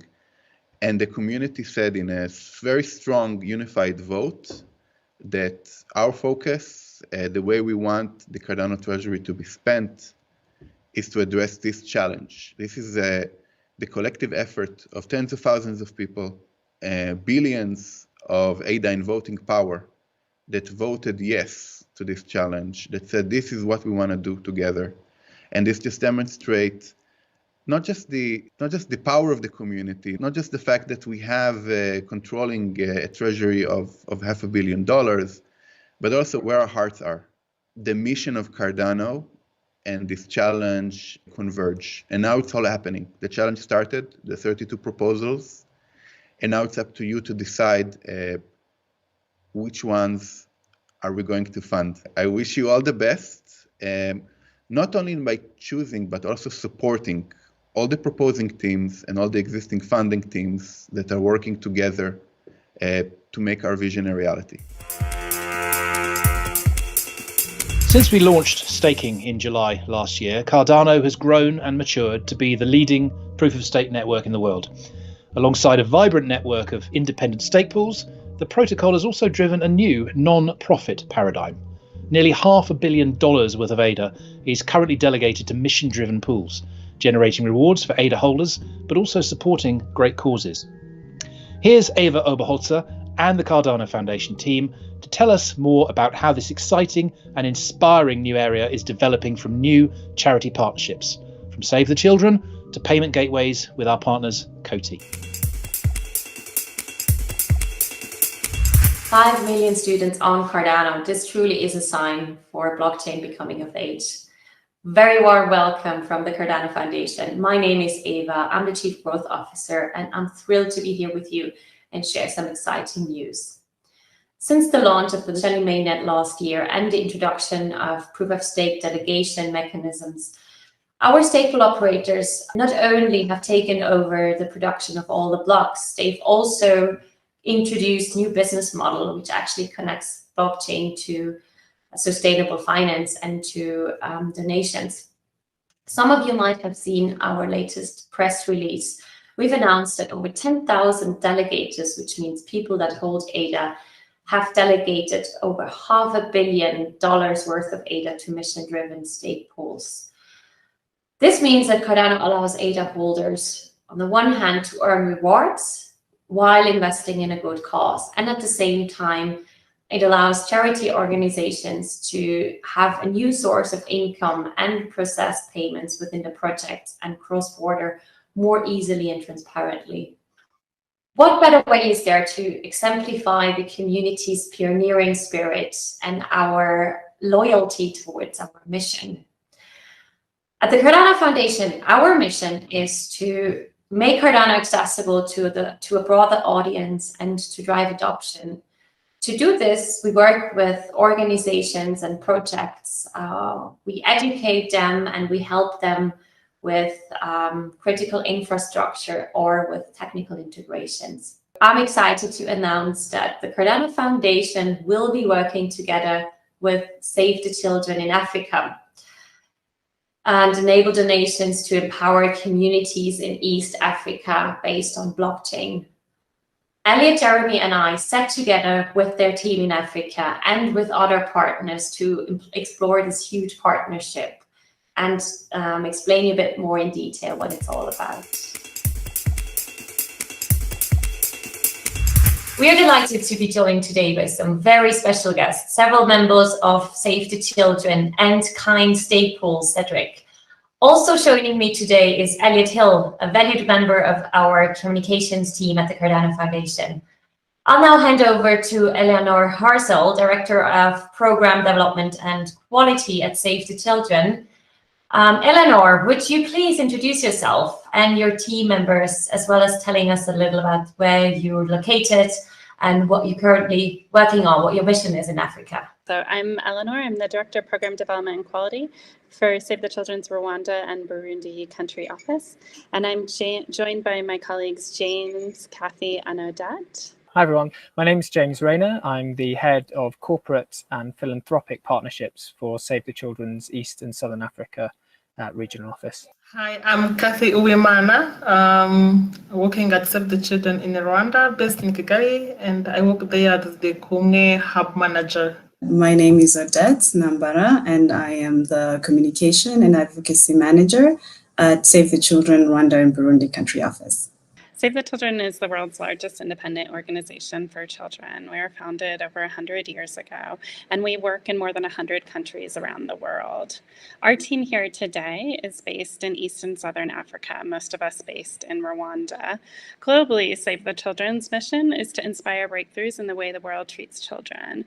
We work across 3 breakthroughs: survive, protect, and learn, with the mission that every child survives, that every child is able to benefit from basic education, and children are protected from all forms of violence. Our work in Rwanda in particular is a little bit special and different these days, and that we're trying a number of new approaches, looking at how we can work with the private sector with different sources of funding to achieve some of those same breakthroughs, but using different means, different kinds of partnerships than we traditionally have had with governments and donors, and different kinds of donors to get them involved in changing the way the world treats children. Thanks everyone, and it's really nice that so many of you could be here today. It's really interesting to hear more about your missions in Africa, and I'm going to go ahead and ask the question that's on everyone's lips, which is, why is accepting digital assets important to save the children?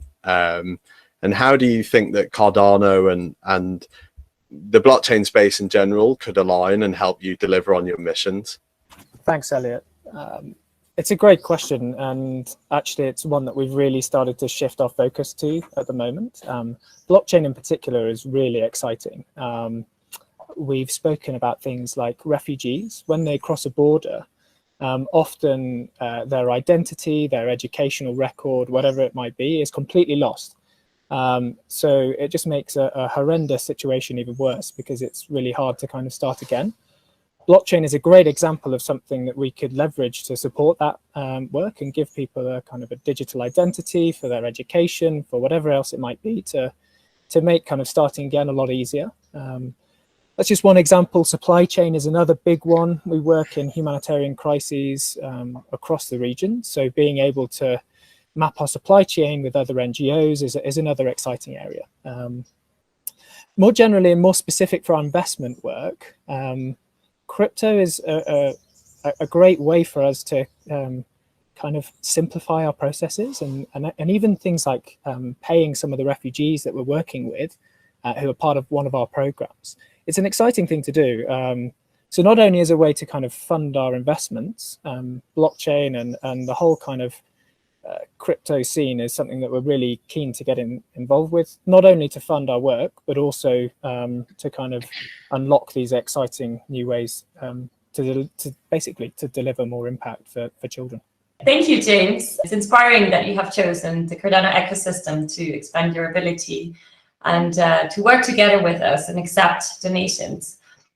I'm going to introduce you to Cedric Lustra, who is one of our largest mission-driven Stakepool operators. Cedric is based in France and runs Kind Stakepool. Cedric, you have donated to Save the Children in the past through Kind Stakepool. Can you tell us why running a mission-driven pool is important to you, and why do you consider to donate to Save the Children? Thanks, Eva, and hello to the Cardano community. My name is Cedric. I'm a French mission-driven Stakepool operator. I'm joining you today from warm, sunny Montpellier in south of France. Our pool is Kind, K-I-N-D, and the mission to turn Cardano into charitable giving is a large part of what drives our pool.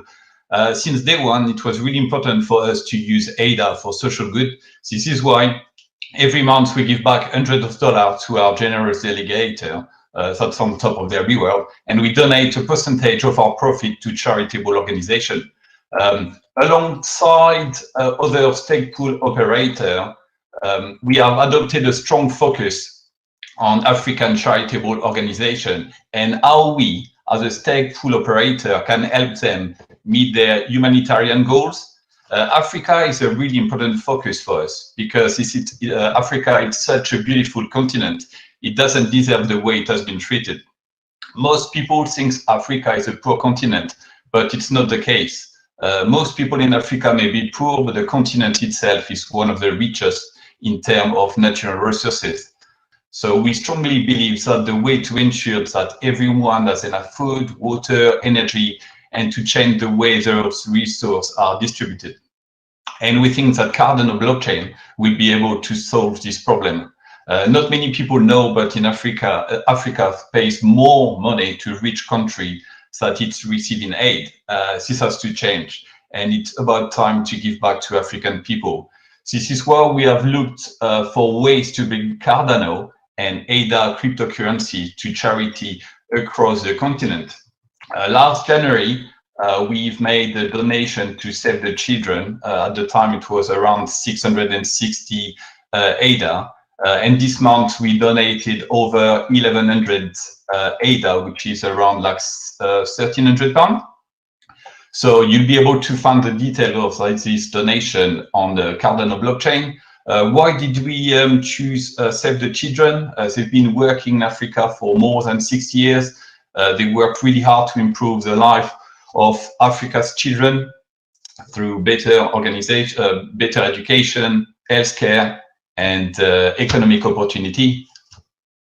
Thank you for taking the time to join us, Cedric. So to finish off this segment, it'd be great to hear more from the Save the Children team. And, you know, if you could ask our community to do anything or how can they participate and help save the children, what would it be? And I think there's some initiatives that you're particularly passionate about right now. And one of those, I think, is the Kumwe initiative. So Catherine, if I could ask you to introduce that and tell us why you're passionate about that initiative. So the Kumwe Hub comes from this idea of togetherness, working together to achieve greater impact. Kumwe in Kinyarwanda language, our national language, comes from an expression that says "turi kumwe." It means we stay together, we are together. So the Kumwe Hub really seeks to pilot groundbreaking private sector or third partner-led innovations to keep up with the ever-changing environment we live in, promoting inclusive technologies, innovation, and partnerships. As my colleagues say, we're piloting this African-based hub here in the Rwanda office to build inclusive innovation and investment for the next generation.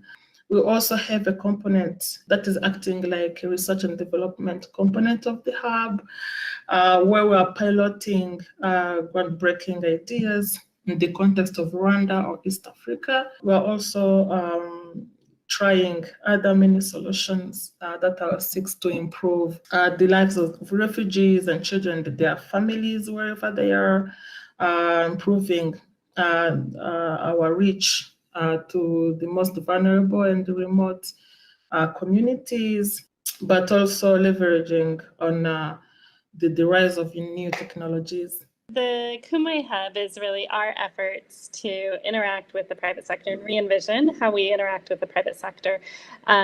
We, as an organization, are over 100 years old. We've been doing charity and humanitarian work for 100 years. However, The world is changing. The way we use digital technologies are changing. And there's a lot of social entrepreneurship in East Africa, East and Southern Africa, particularly in Rwanda.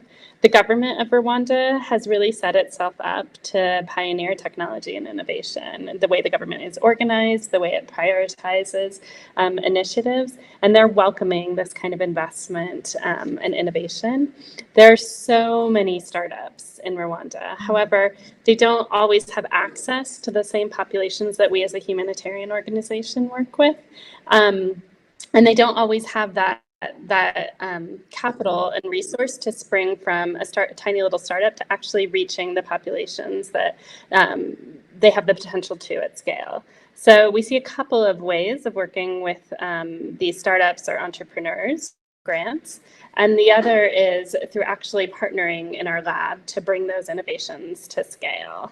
So we have a couple of really interesting and exciting things in our pipeline that we've started with. Some are using technology. For instance, we've been working with urban refugees to code images for artificial intelligence, so they're able to earn a decent livelihood from their phones. I think it was actually our pilot case, the average income was 10 times the average minimum wage in Rwanda. So that's an exciting innovation. So we're working with both high-tech and low-tech solutions to engage with the private sector and really transform how we as a charity or a nonprofit organization traditionally work. Thank you so much, all of you. It's very interesting, and I guess we will have time to deep dive further into the various projects that you're working on. Also, I guess the meaning of Kumwe really fits well with Cardano, because even though we're decentralized, we very much stick together. And we are at the moment on a very, very exciting journey, and we can't wait to further explore areas to work together. It's great to find out more about Save the Children and the initiatives they are advancing across the African continent. We are now very excited to welcome to the Cardano ecosystem Coty. Coty are our payment gateway providers who have been busy building a dedicated way for charities to accept data donations seamlessly. We are joined today by Shahaf Bar-Geffen, CEO at Coty Pay, who will be sharing more about this solution. I'll now hand over to Jeremy to take it away with the first question. Over to you, Jeremy. Thank you, Elliot. So, Shahaf, could you please explain to our audience, what solutions Coty is building for Cardano? Sure thing. Some background. So, in case some of you haven't heard about Coty before, so Coty is a fully encompassing finance on blockchain solution that we've designed since 2017 to meet the challenges of legacy finance, specifically inclusion, fees, latency, and so on and so forth. And we're also solving things for digital type payments, and this is what brought us to the Cardano ecosystem. We've recently received the first investment of the Cardano ecosystem fund, but our relationship goes back 2 years earlier when we've started developing AdaPay. We are now actually upgrading AdaPay for Shelly mainnet and to meet all the new needs and cool features that Cardano has on the network, including native assets and so on and so forth. So AdaPay is the first thing that we launch on the Cardano ecosystem, but definitely not the last. We are already in touch with various teams in your ecosystem, and we're building more solutions that we'll present in the future. And what opportunities do you think this has for charities such as Save the Children and our mission-driven pools that like to take rewards and donate to charitable organizations? First of all, I think this is amazing, and this is a great privilege that the Cardano ecosystem has. As it stands today, right, you have on one side, you have the charitable organization that needs the money. And on the other hand, you have the pool that actually wants to donate the money. And what is happening today is that this pool needs to take the ADA that he wants to donate, sell it, go back to legacy systems, send the money back to Africa so that the organization can receive it later on. after some times and when fees have been deducted, and it's an indirect process. And as we know, when things are streamlined, they usually work better and people do more of it. So what we are building with AdaPay for charitable organizations is the ability for the pool to directly send ADA to the charitable organization. So what it means is that the pool, with a click of a button, can donate the money that they want to donate, and that will go directly to the organization without any fees, without any latency, and with full transparency, which is also super important when it comes to donations. People want to know that their money is going where they hoped it will go. So you have all of that, and there's actually zero disadvantages to this process. It will work better, and it will probably grow the amount of donations. On the other hand, what you also have is the ability to, for merchants and people that have just received a payment with ADA through AdaPay, to immediately donate some of it to organizations. And again, when the option is there and it's easy to use and people want to do the right thing, and we see $500 million waiting to do the right thing, then it becomes a real possibility, and this will grow. And again, we're just happy to be able to facilitate this. There's $500 million worth of ADA dedicated to mission-driven pools on Cardano. So this is a huge achievement and a massive milestone for our community. And I think that when payment gateways such as Coty become widespread and mainstream, we're going to see this number grow, and the potential for ADA for charitable purposes will be much greater. So I think the next question that maybe our community are interested in finding out is just how easy will it be for a charity to accept ADA and implement a payment gateway such as Coty in the future, and what are the impacts for charities?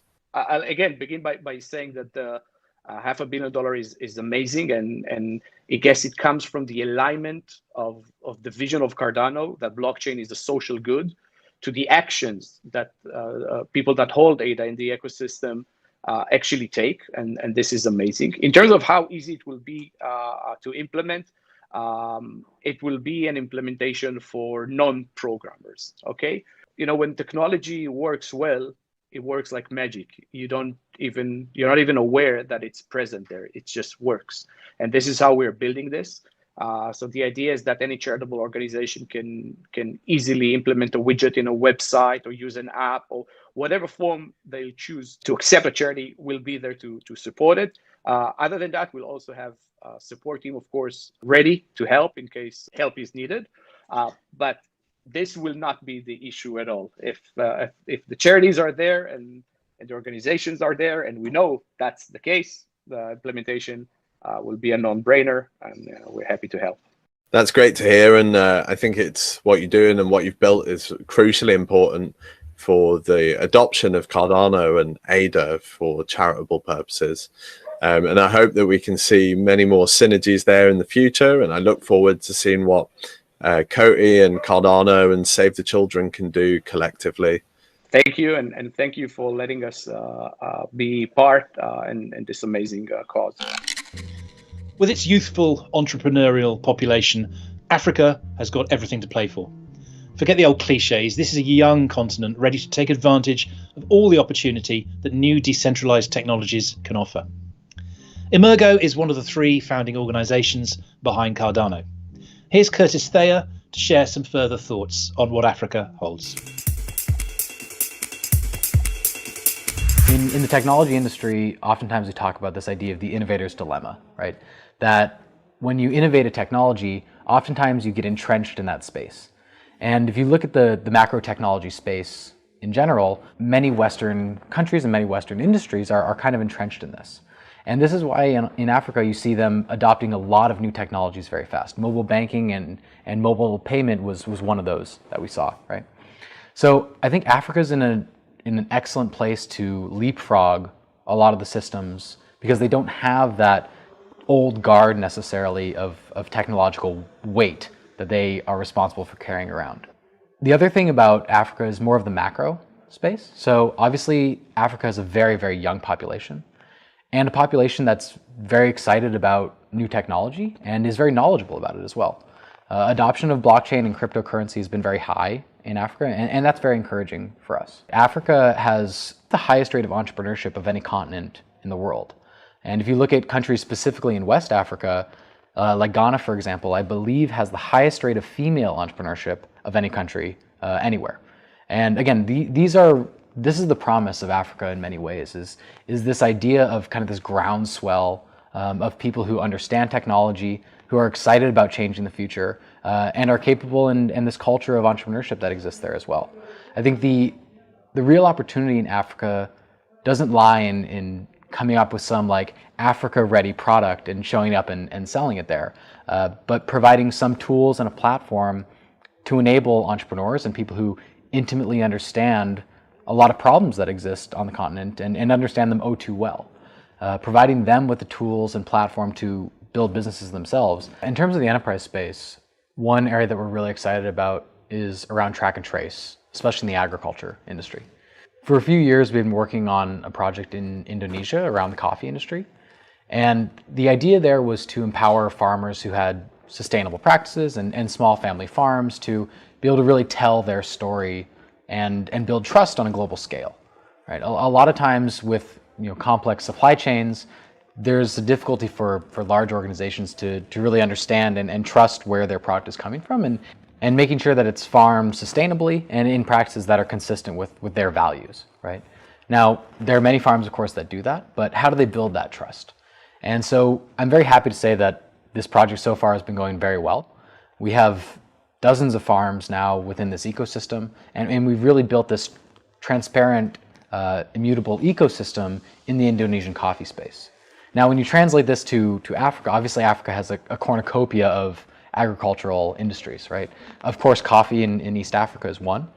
We also have teams on the ground in Ghana looking at the cocoa industry, which is another industry that it seems every couple of years there's some issue with this supply chain, right? So while trace in the agriculture space is excellent, I think it can bring a lot of transparency and really empower a lot of small farms. I think that mission is really important. But actually the way that we at Emergo see trace specifically is really more as a platform.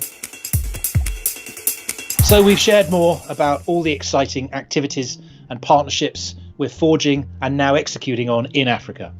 There's lots more ahead. This is just the beginning. So maybe let's explore what that future may hold for the continent in terms of tech adoption and opportunity. We convened a panel with Charles Hoskinson, John O'Connor, Danelle Patel, and our Chief Commercial Officer, Jerry Fragiskatos, to discuss just that. And we asked award-winning Financial Times journalist David Pilling to lead the discussion.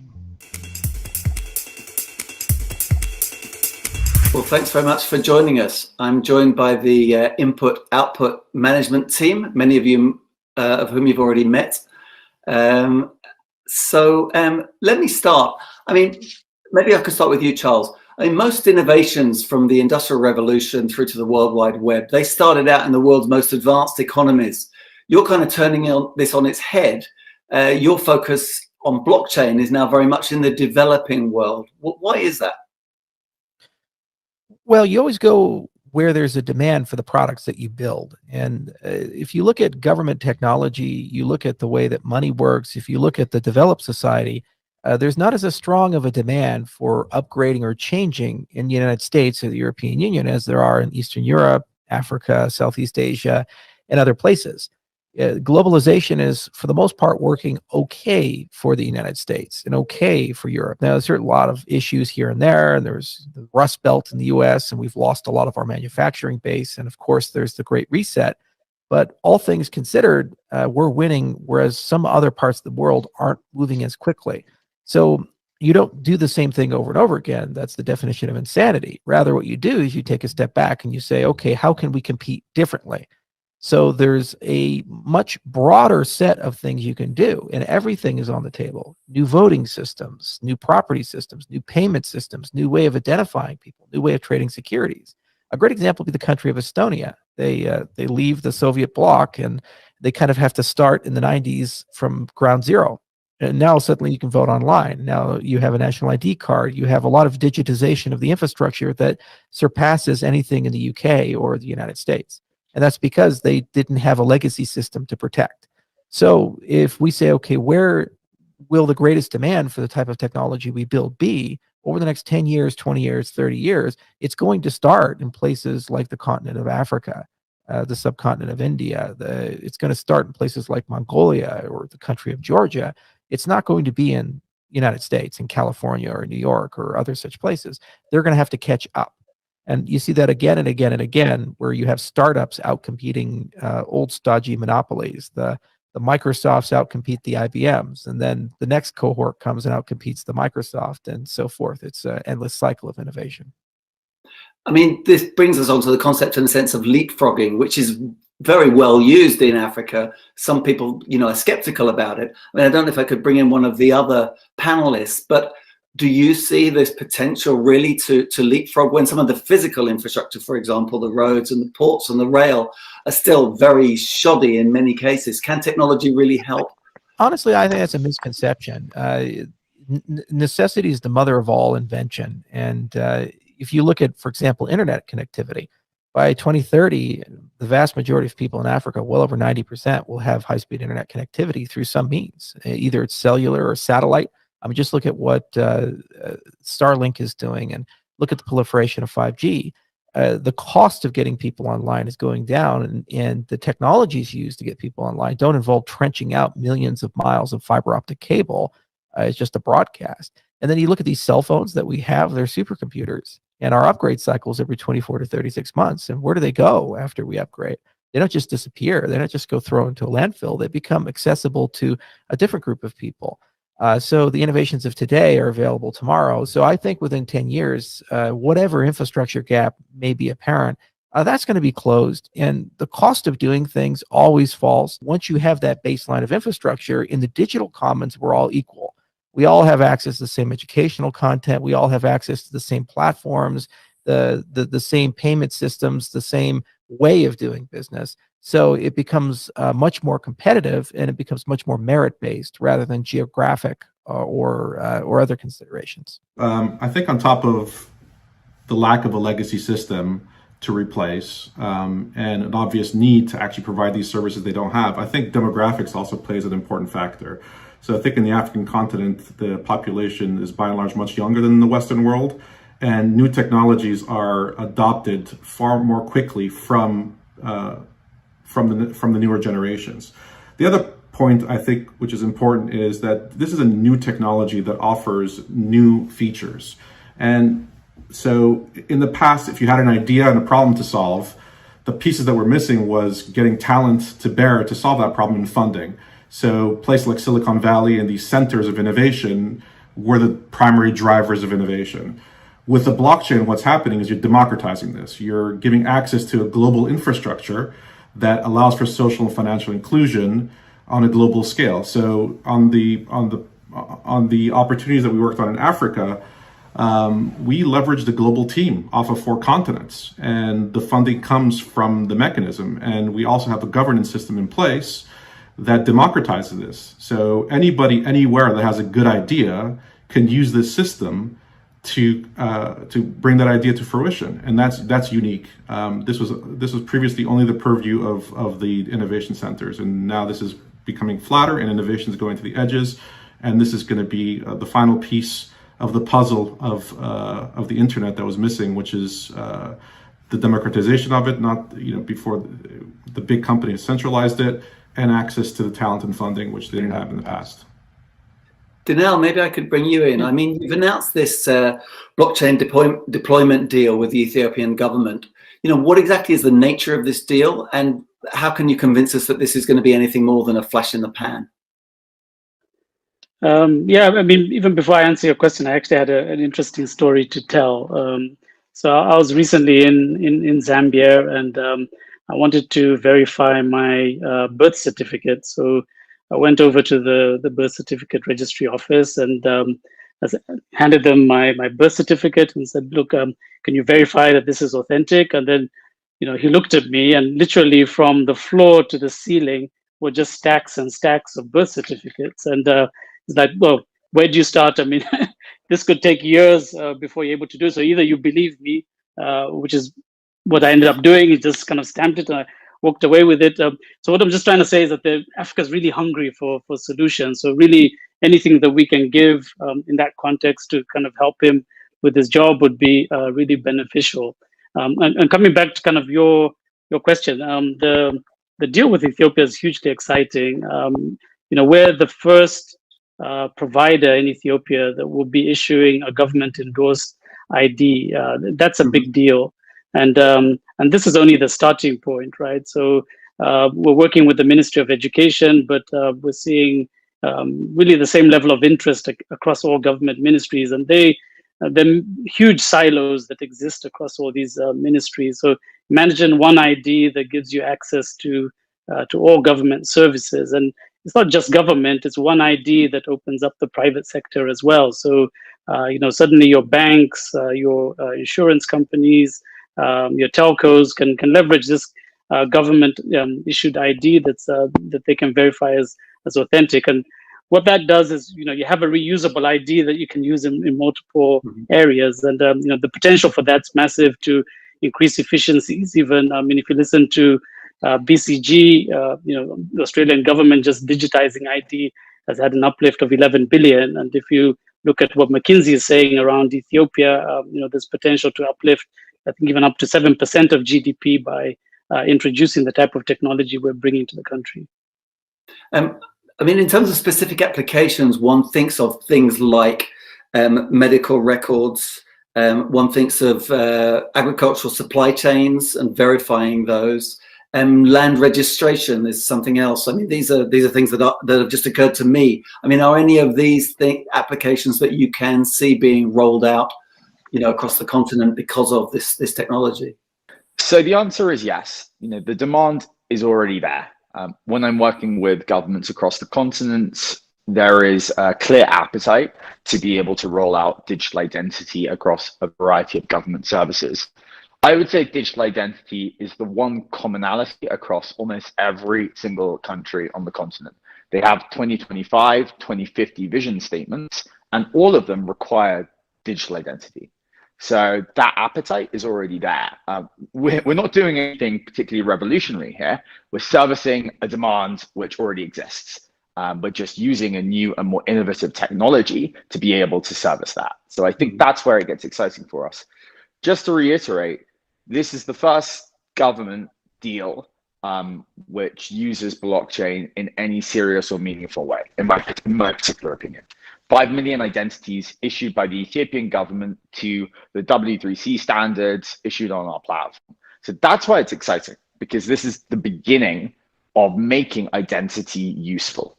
Previously, identities, you can't share them, right? So you've got this paper-based ID in Ethiopia, piece of cardboard. Even though this is a legal government identity, what can you do with it? There's no utility. What we've done is actually created an identity which can be shared across an ecosystem of partners. So even though this current project is focused around what are my educational credentials and extensible into what do I get in my degree, eventually you're going to be able to share a single link with an employer to prove you've done what you said you've done, but also potentially with a financial provider, and be able to use this flexible and useful identity to be able to get finance or other financial services. So this is why it's exciting, because we're really at the beginning. And Charles, you've spoken before, I know, about agricultural supply chains. I think you've done some work in Mongolia.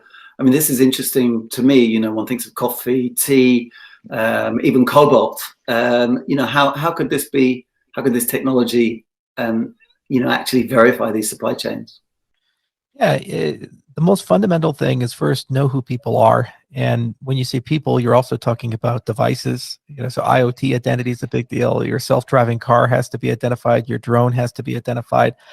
And then once you have that base layer, then it's a discussion of transitions between those distinct actors. And those can be economic transitions. So whether that's a purchase, it's the movement of money. They can be other things like commodities, like the movement of coffee from one node to another node. All these things are identical. When you actually strip off the skin and the face, the bones, the muscles are the same. So this is why we enter in with identity and we get that infrastructure in place. And it's just a matter of a business and a social system at that point. So you always ask, well, what are you concerned about? What is your key driver? Is it fraud reduction or increase transparency in the supply chain? Is it verification of claims such as this was organically produced, or there's fair trade, or this is carbon negative or carbon neutral? Every marketplace is unique in its demands and the questions it asks. But once you have the right foundations, your cost of verifying these things usually goes down dramatically, in some cases over an order of magnitude. The other thing is it's universal. Once you've developed such a system, it doesn't matter if you're talking about a coffee supply chain in Java or a coffee supply chain in Costa Rica or in Ethiopia, the kinds of things you would do are reusable. So you build once, use everywhere. That's kind of the magic of software and the magic of the internet, the magic of infrastructure, is that once we'd solve a very hard problem, that very hard problem became a very easy problem for everybody. And there was a reusability in that respect. So agriculture is certainly very important. We not only have stuff we've talked about in Mongolia, we also work with partners like Beef Chain in the state of Wyoming. And we even have people in the aquaponics business who come to us. We have people in the wine business who come to us. There's a Cardano wine in Napa Valley over in California, and they keep sending me cases of it, and I keep giving it away, but it's a good wine. So it's something that we do care quite a bit about. And what's very exciting is what we've done here with Prism in Ethiopia is a beginning. It's not an endpoint. It's something that will organically grow to cover more and more of the population. And then as we look to Digital Ethiopia 2025, that agenda the government has, we can have broader conversations about how do we extend what we've already constructed and deployed to cover more and more things. A final point is that a lot of the demand for these systems comes from commercial activity or from grants and subsidy. So a lot of people like saying, well, I'll invest, but I need some audit terms and conditions. I'll go ahead and give you access to this marketplace, but you have to prove certain things. So when you have these conversations, it's not just a cost center, it's usually a market opportunity center. In the case of Mongolia, for example, they have something called the Third Neighbors Policy, where Mongolia wants to start exporting agricultural goods, in this case beef, to the United States. The USDA is not going to let them do that unless they can prove certain things about that beef supply chain. So when you say, well, if we install this system, it's not just, well, spend all this money, do all this stuff to get this thing running, and then hypothetically it's going to benefit you. You're saying directly after installing it, you now can sell into a new marketplace, and in some cases even have a existing commercial commitment, which in many cases will pay far more than the cost of the installation. And that's what's really exciting about this plan of ours as we roll out throughout the continent of Africa. We can kind of show how that escalation of market access, that reduction of cost, and that universality is going to be a cornerstone in the digitization of these economies up to 2025 and beyond. The third neighbor there presumably being the US as opposed to Russia and China, is that right? To give Mongolia a different outlet. Yeah. I mean, a follow-up maybe for you or maybe for one of the other panelists, something else that we've spoken about in the past, that you've talked about blockchain as a trust infrastructure, I think, presumably because these transactions are public, they're held on a decentralized network. I mean, this is a continent where trust in public institutions can be low, including in governments. And it's not as though, to be fair, blockchain, cryptocurrencies especially, haven't gone through their own fair share of scandals. And yet one can see the kind of the potential for transparency here. I mean, how do you see this sort of playing out in the trust sense? Yeah, I mean, the core of the product that we're actually launching is about enabling digital trust. So much like your physical wallet, you know, if you open it up, you've got your ID, your driver's license, medical insurance card. Normally, you just hand these over, and the other people just trust existing systems to just verify that that's authentic. In the digital world, it's really hard to do the same, and there's a lot of issues with fraud and so on. So one of the things that we've implemented is basically through this platform is to enable the same level of trust, so people can basically treat digital credentials in much the same way as a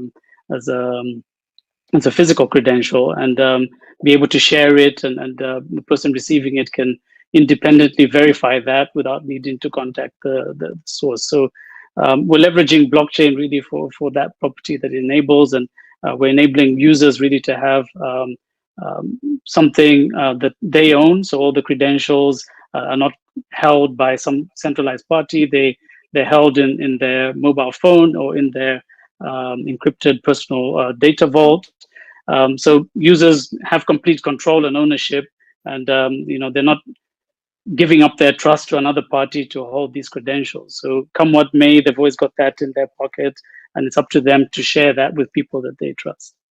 Yeah, and trust you can look at from one or two directions. So you can either go from bottom up or top down. So bottom up is saying you inherit your trust from your culture, from your nation, from a group that you identify with.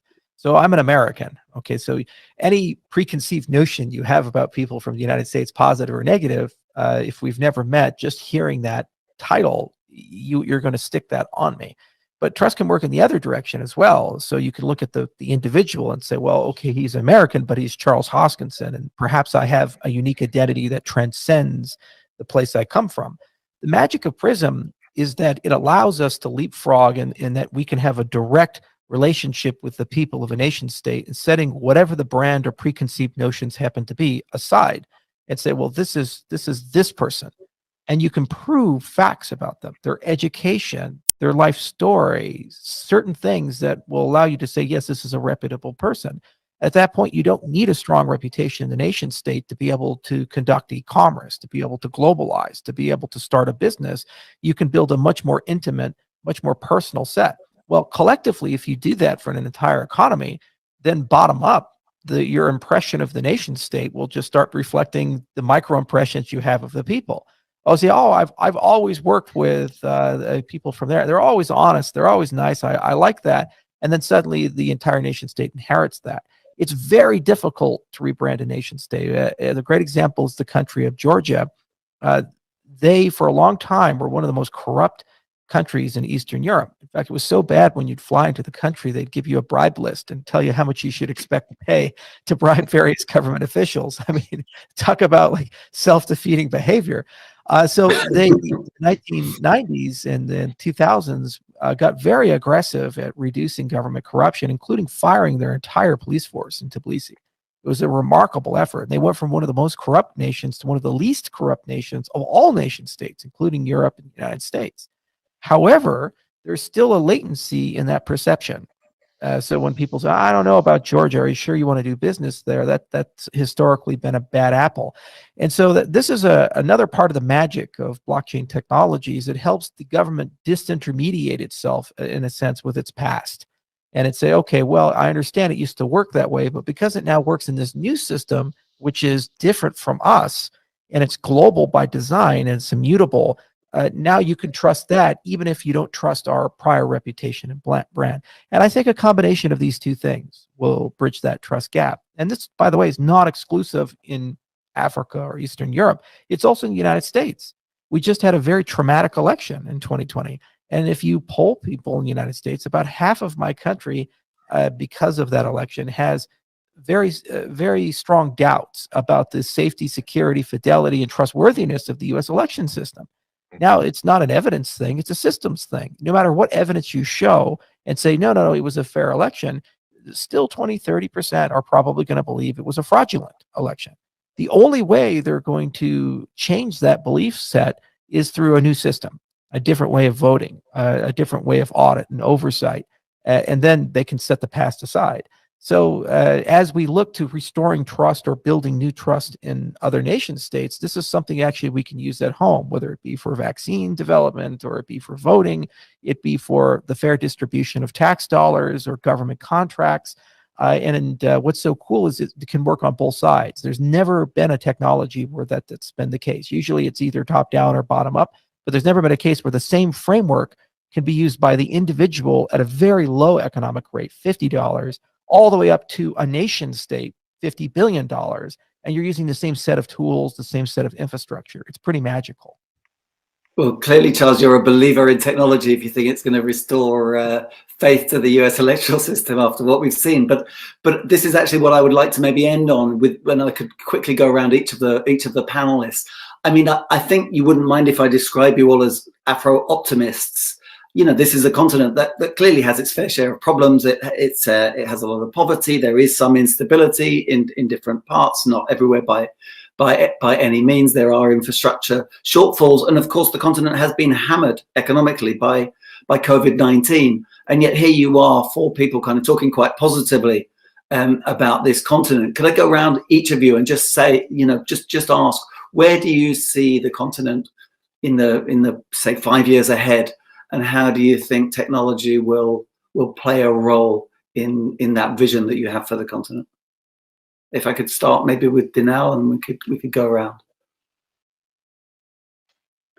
Yeah, I mean, there's when you look at Africa, it's a very youthful place, and you know, I was having a chat the other day with a friend of mine who's an entrepreneur here. It's like we've got a lot of ideas. We're never short of ideas. What we lack really is capital, and it's very hard for us to get our ideas off the ground, because normally we need to kind of get a proof of concept together before VCs take us seriously, and we need to go the extra mile compared to Western countries. And really what we're enabling, and I think what makes me really excited about everything that we're doing, is really democratizing access to that finance. So the entrepreneur here on the continent, and there's many of them, can access this and you know, bring these ideas to fruition. So I'm really excited. I mean, we're starting with ID, but there's other ideas that we've got. For example, if you look at the Catalyst and the interest we've managed to get there from many small companies wanting to build, bringing that to the continent, so you know, all these entrepreneurs can access that capital as well. So I'm really positive. I'm excited for them. I think happy to be, you know, work with them on that journey. Jerry, what do you think? Yeah, I mean, I wouldn't categorize myself as an optimist. I'm actually more of a skeptic and a realist. You know, I've been in the industry for 25 years in the IT industry, and I've seen all the waves of disruptive innovation. And in fact, before I joined this company, this industry, I was quite skeptical.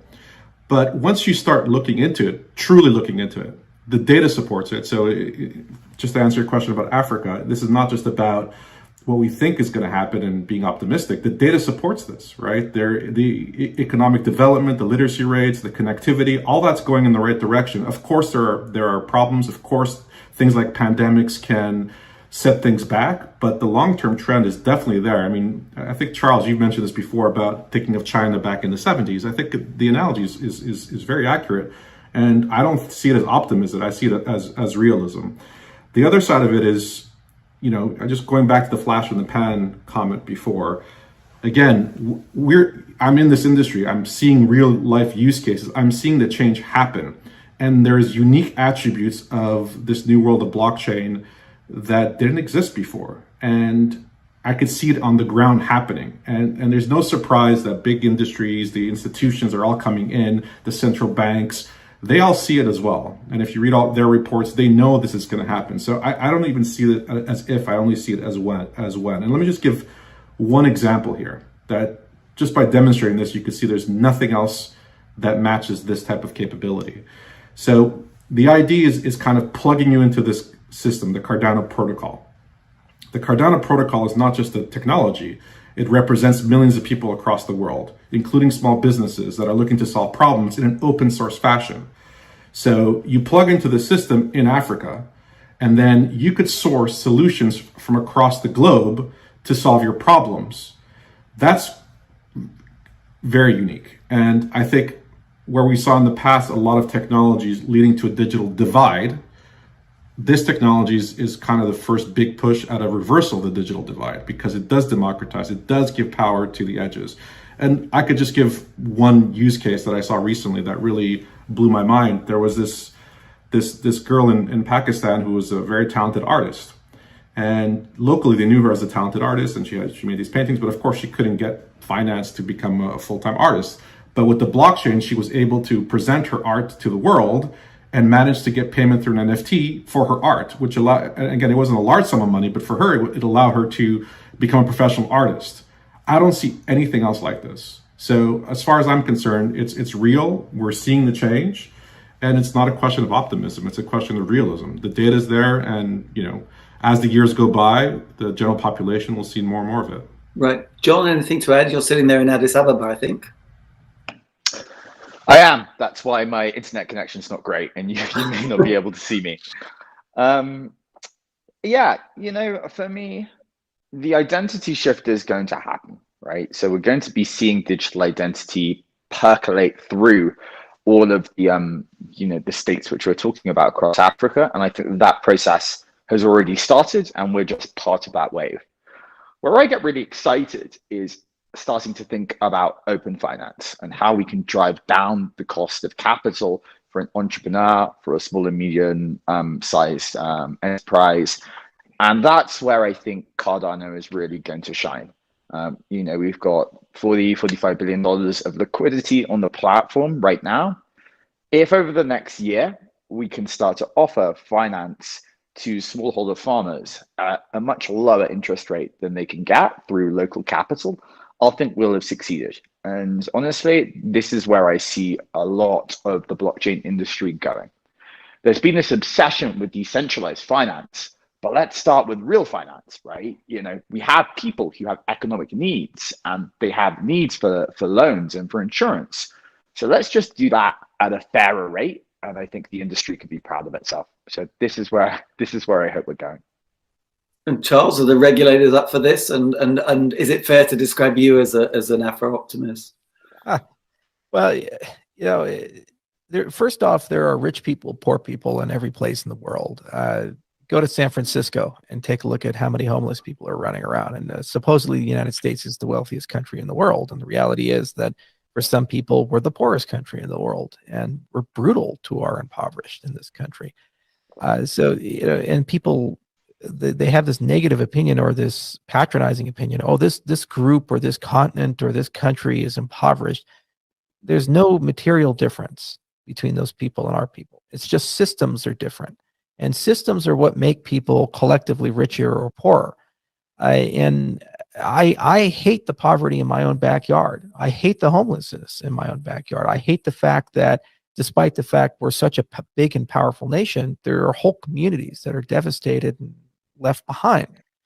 I can't change that through the ballot box in the United States any more than voting has changed anything in our financial system in the last 25 years. What I can do is change systems, and then you go and look for who's in the business of a new system.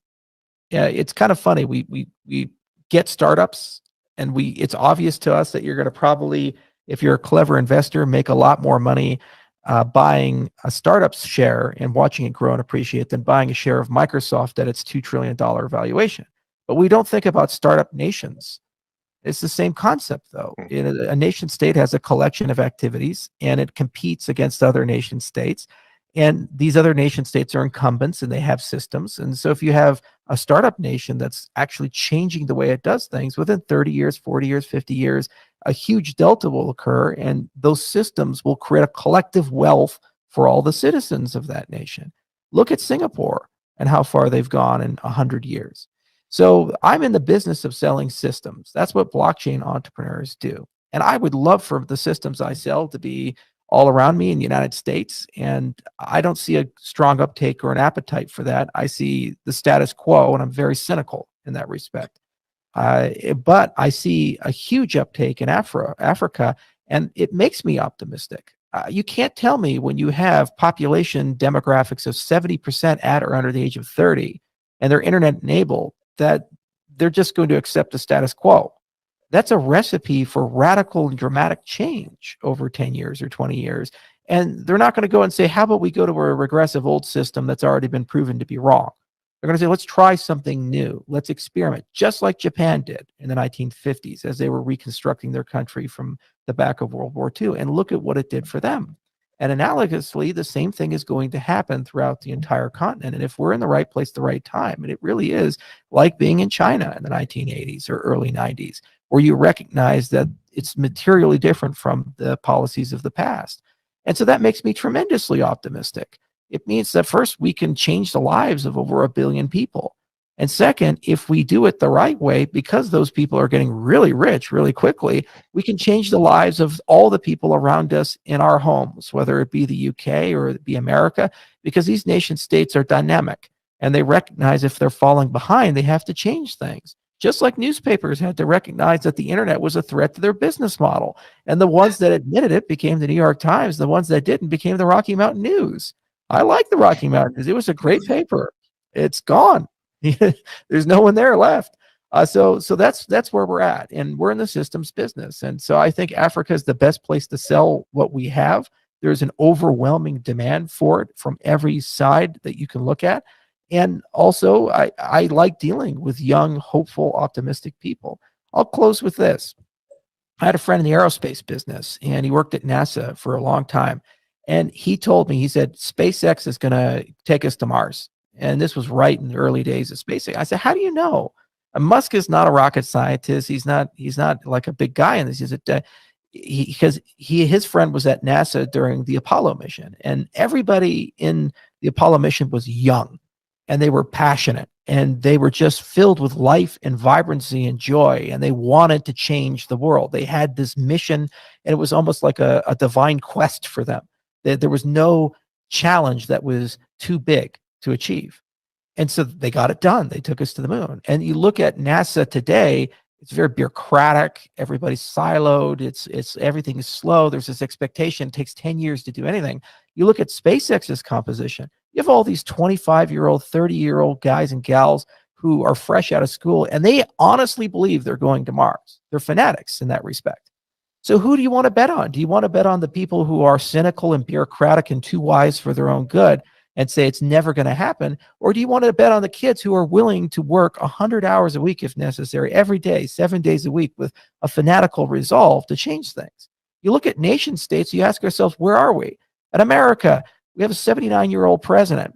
We have this ossified Senate and this Congress. We can't even get an infrastructure bill passed when it's obvious we should do that. And then you look at Ethiopia, and 70% of the population is that are under the age of 30. The prime minister is a cryptographer. You know, they're ready to go. They're ready to change. So if I'm in the systems business, I'm selling to them, and I'm betting on them, because those are the guys that take us to Mars. Those are the guys that are really going to change the world. And if they get it done right, the rest of the world will react. They'll change. And then maybe our own backyards will be a little bit better.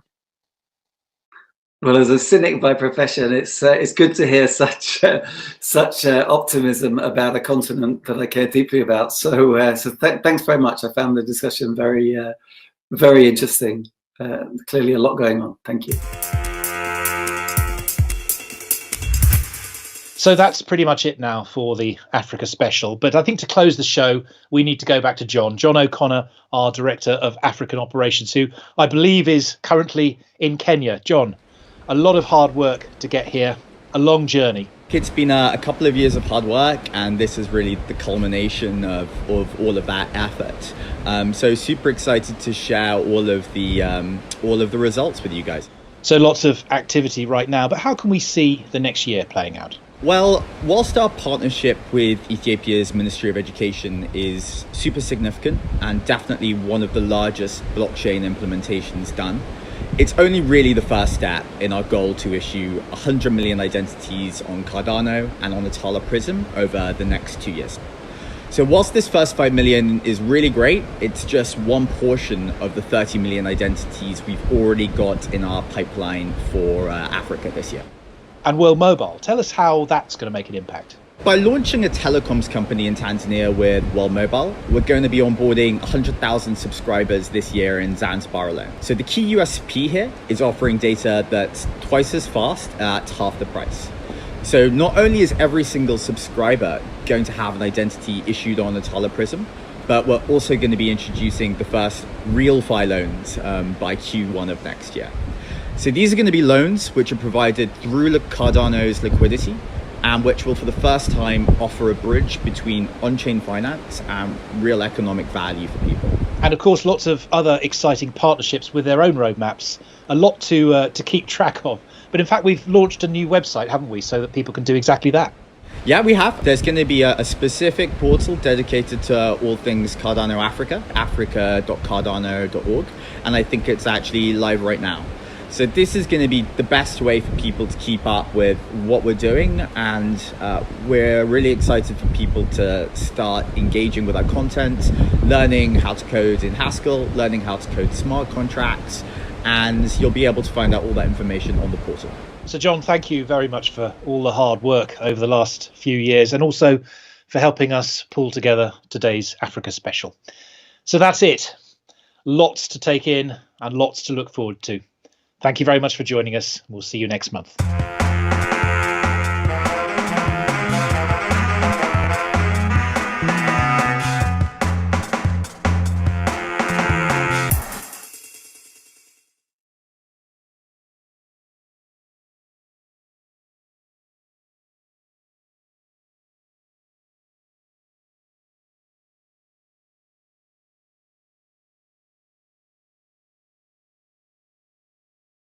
Allow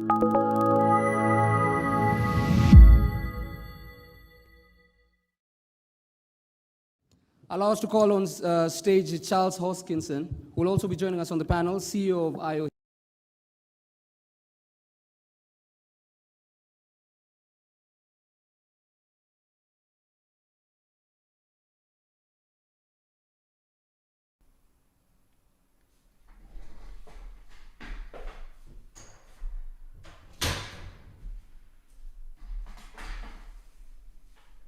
Yo, what did you guys think? That was pretty damn good. What did you guys think? I thought it was awesome. Still a bunch of people here, 1,300 people. If you guys like this, please click the like button. Also, I kept telling people in chat, I kept saying, if you're curious on how this is going to increase the value of your bags, then stay till the end. So I would like to talk about that. And we'll go into that in just a second. You guys are all saying amazing stuff. Yo, what's up, Dan and Todio? Hair's dry now. Dry and curly. It's not wet and dirty like you originally thought. I thought it was amazing too. Man, the cinematography on that. I don't know if that's what you call it, but whoever was doing the cameras and the editing, that was good. I mean, that was better than like a lot of the new movies. You know, it was interesting to watch. It's something that, you know, I could show a family member and say, hey, you know, this is what we're doing in Africa. I mean, that's how good it was, you know, because I felt like some of the events in the past have been a little bit more, like a little bit too technical, right? A little bit slow for the average viewer, whereas I'm interested in the tech stuff. But this, I felt as if anyone could watch, which was really cool. Very happy about that. Alvaro said, Big Pay, why is the price going down? I know a lot of you guys are here for the price. We're going to be talking a little bit about price. I'm not going to be giving any predictions, but I understand that you know, the price is important to a lot of you, especially if you're new, so we will be talking about that. But let me finish up on this. I'm very interested in the telecoms thing. They said they're going to be onboarding over 100,000 subscriptions a month through using a telecoms industry. I'm not going to talk about it too much. I'll go over it a lot in my video tomorrow. I need to do more research. You know, me just watching something one time doesn't, you know, I can't get enough information from that. I kind of have to pick it apart a little bit before I'm willing to speak on it, but that's very interesting.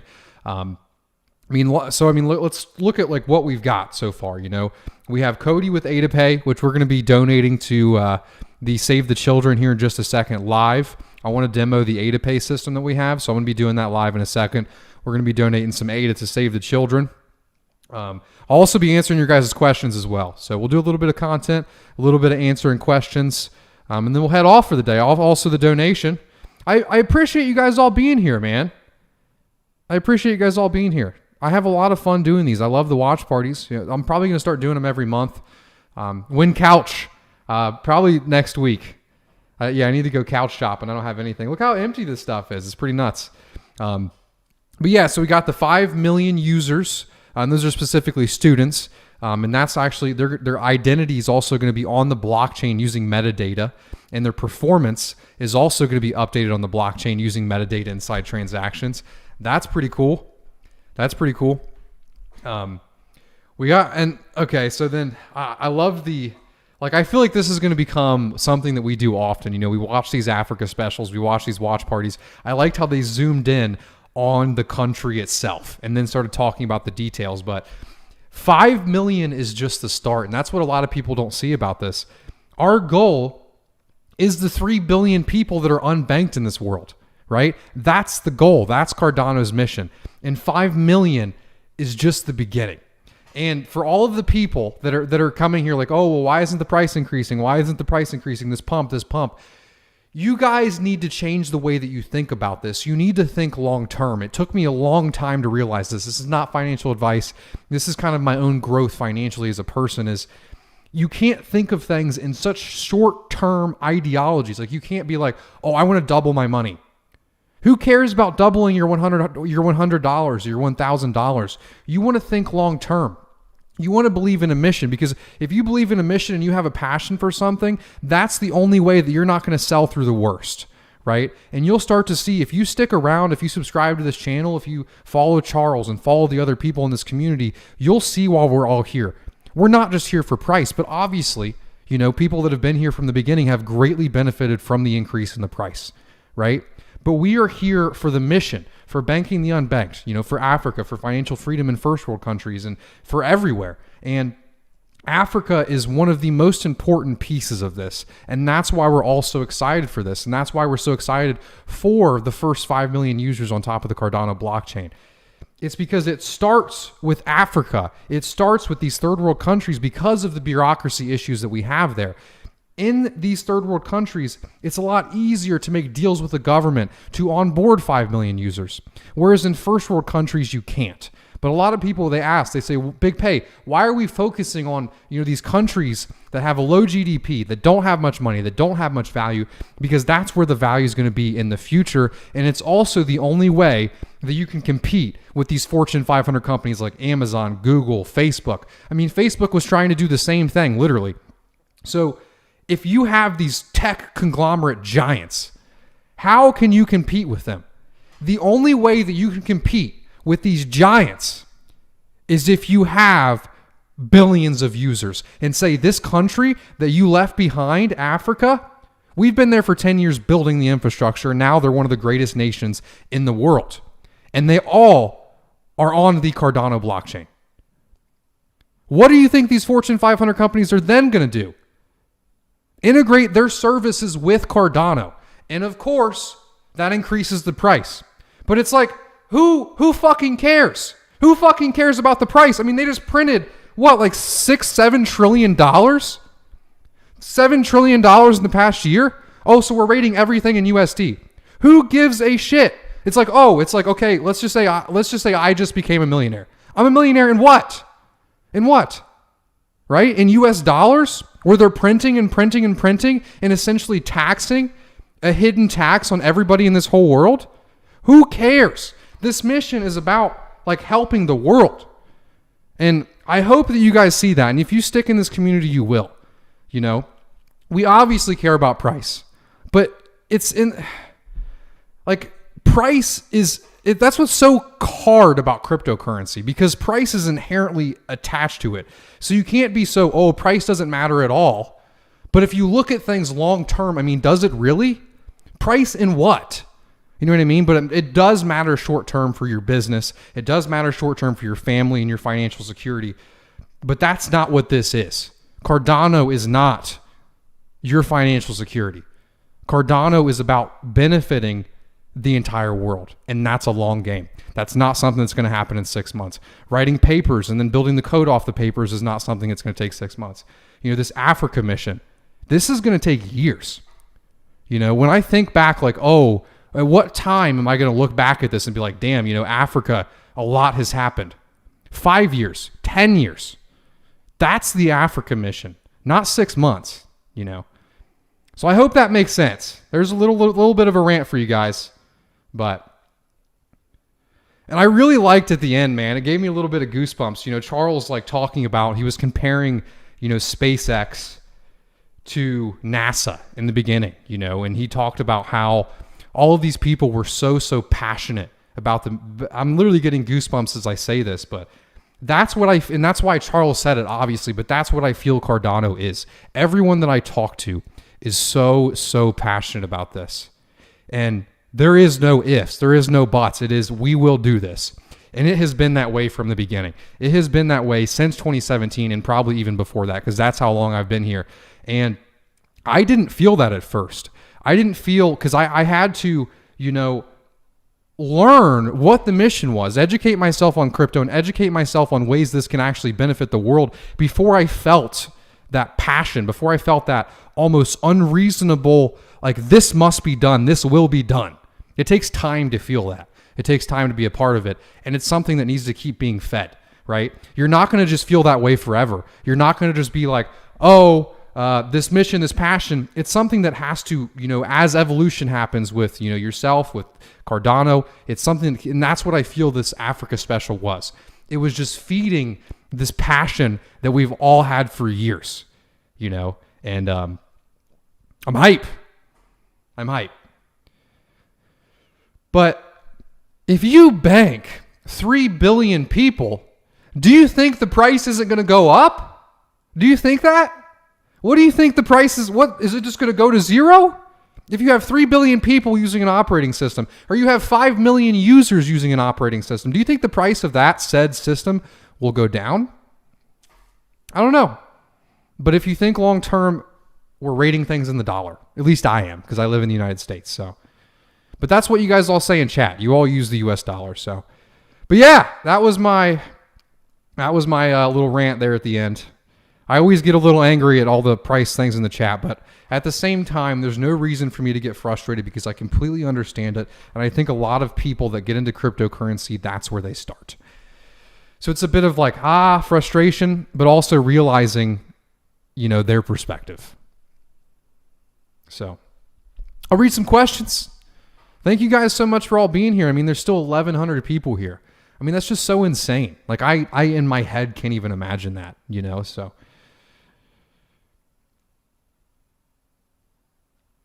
But yeah, we'll do a little bit of an AMA and we'll head off here. I am disappointed so little of the system is actually on the Cardano blockchain, too few transactions for the scope of the project. How many new projects are going to be off-chain? That's very fair. I need to actually specifically look at how many transactions are on-chain. But it depends. The blockchain still is a little bit of a voice crack there.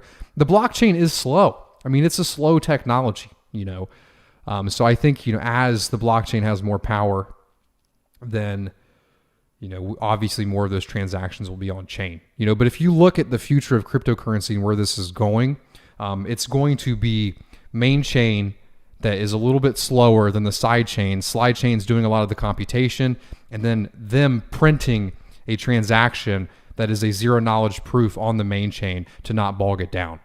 So not all computations will be on chain. Gob said, are you in Florida now? I am. Warm, sunny Florida. I'm hype. Dude, I'm going to be, you guys, I'm pretty white right now. I'm going to be a much darker here soon. Trust me. I am in Florida now.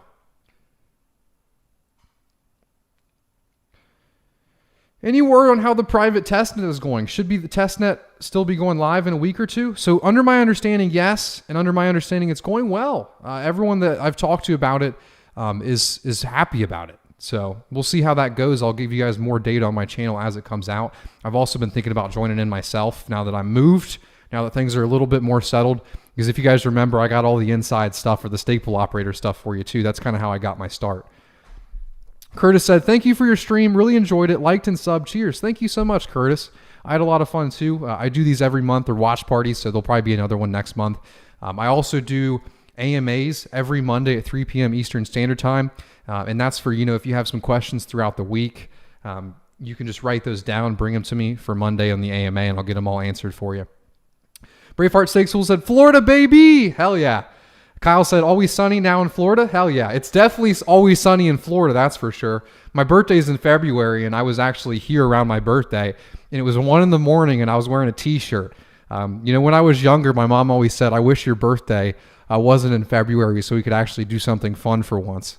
So, Darko said sometimes rainy. It seems always rainy, at least relative to Ohio. What are your thoughts on Cody? I got to look more into it, man. No financial advice, but I do like A to Pay. We will be doing that in a second. I'll probably be doing that after I answer a few more questions. Dash Garage says, Florida Pay, I got some stuff heading your way. Thank you so much, man. I appreciate the housewarming gift. I'm really looking forward to it. Hope you're doing well, man.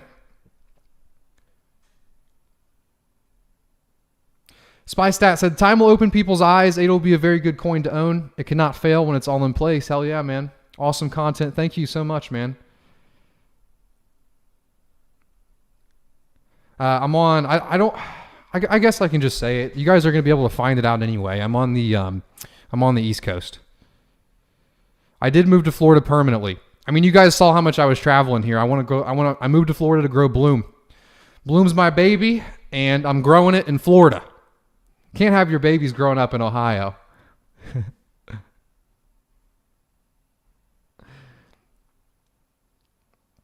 Hey, Pay, how are they going to handle new apps being developed? There is no much people who develop on Plutus.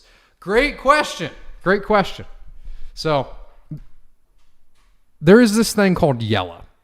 It's very complicated, but what it allows people to do is write smart contracts for Cardano to develop on Cardano using different programming languages that people already have. So the first one that you can use Yella is Solidity. And Solidity is the programming language they use on Ethereum, but eventually everyone will be able to program using their preferred language using Yella. And when I say that, I mean, Node.js, JavaScript, C++, C#. People will be able to use these languages using Yella because Yella compiles them down into machine code. So there's the answer to that question. They've already thought of that. Great question, man.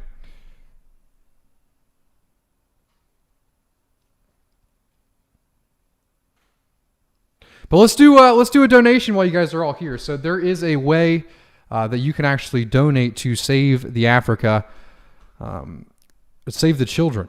Actually, I had the link pulled up somewhere. I had another link for you too. Hold on, let me pull this stuff up for you guys. Cool. All right. So you can select an ADA amount. Because I enjoyed this special so much and I want to save the children, we want to give back. We're going to go ahead and do a 500 ADA donation today. And this is from Bloom. It's not for me as a person. So let me go ahead and type in my email address there. And then after you type in your name and your email, you can click donate. And then after you click donate, it pulls up right here. And this is actually ADA Pay. It's something that Cody developed. I know a lot of you guys were asking about Cody. So then now we got this nice little QR code here. We're going to go ahead and copy that. And we're going to go ahead and drag this out of the way. And you open the Yoroi wallet. Because I know you guys all know I have about 3.5 ADA. And I've been staking. I've been staking for over a year now, so I don't want you guys to see my gains, my ADA gains.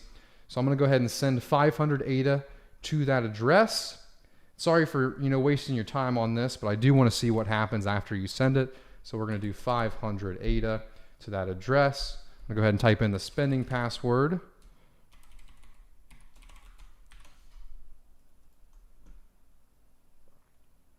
Transaction has been sent. So we'll go back to ADA Pay now and we'll watch it. Let me close out that Yoroi so I don't actually click it later on. Let's see what we get. I'll read some chats while we're waiting on that. I think Cardano transactions usually take about 20 seconds. So, and then let me switch back to chat wherever it do be. Where's my chat? Where is it? There it is.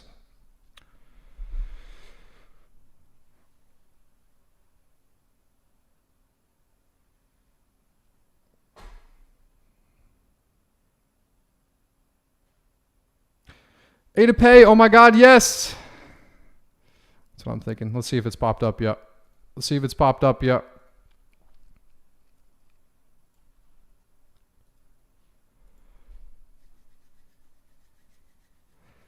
I know. Oh, come on.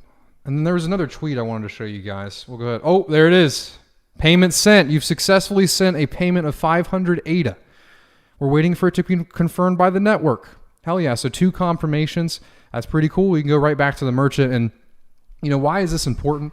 It's important because, as a business, I do consultations for people. I've sold some services. My partner at Bloom, he does Crypt Keepers. So we have to have a way to sell things for ADA. And the only way to do that right now is manually. You send me ADA, I check to make sure I got it, and then I send you the product. But with this, you can actually automate things. I'm selling Crypt Keepers, like my partner. Make sure you guys check those out. Crypt Keepers, very important. It's actually a way to back up your keys. So Crypt Keepers is awesome. If you're here, Anthony, send that link in the chat. But after someone sends the ADA, you can have it to set up to where, these are the people that have already paid, and then you ship it out. So then you're good to go. No person actually doing it. So this is very important. Obviously, this is already in a lot of other currencies, but it's nice to see it actually on the Cardano blockchain. And I saw this tweet earlier. Where is it? Where do it be? I think I retweeted it. So, yep, there it is. So this is a memorandum of understanding signed between Input Output and Government GEO during my tenure as the Prime Minister. Will soon bring tangible results, and hopefully Georgia will be next in line. Woo! Sheesh! I like that, man. Happy to see that. I remember doing a video on that a year ago.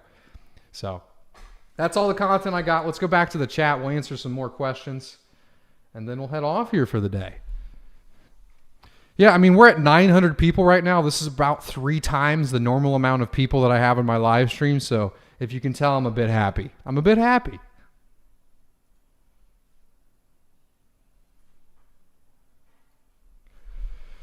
BD said, save the children is so bad, Pay. Is it? I'm sorry. Maybe I should. I don't know. Well, the Cardano Foundation is the one who repped them. So, yeah, I read that, man. We can set something up on Monday. We can set something up on Monday.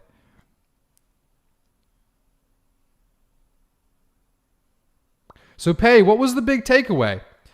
Really, the big takeaway is kind of what I said earlier. You know, I think the big takeaway was, you know, this is the start, and they're showing us that this is the start to these Africa deals. You know, that this 10-year Africa mission that is bank the unbanked. You know, that was the big takeaway. Shit's happening, you know. James said, can you recap everything quickly? I can't. I just did it, man. I just did it. If you want to rewind this about 15 minutes, then you can check that out. Sarge said that the Africa special already happened. Yes. If you take your YouTube thing and rewind it all the way to the beginning, it'll let you watch the whole thing.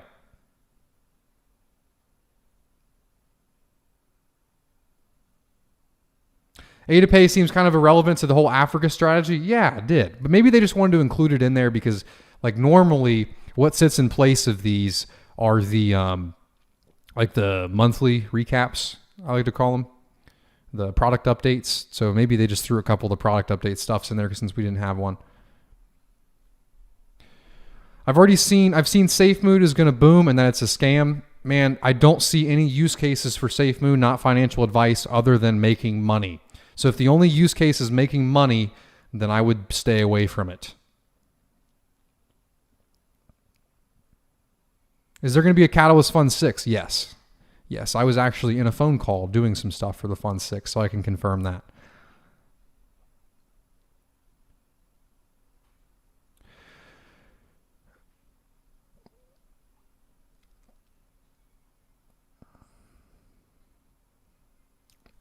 Antonio said, where do you see Bloom in 2 years? So I actually just moved to Florida, you know, to help build Bloom, to add more value, you know, to do that more efficiently. And we're going to be working on a roadmap and releasing that very soon. So great question. I appreciate that.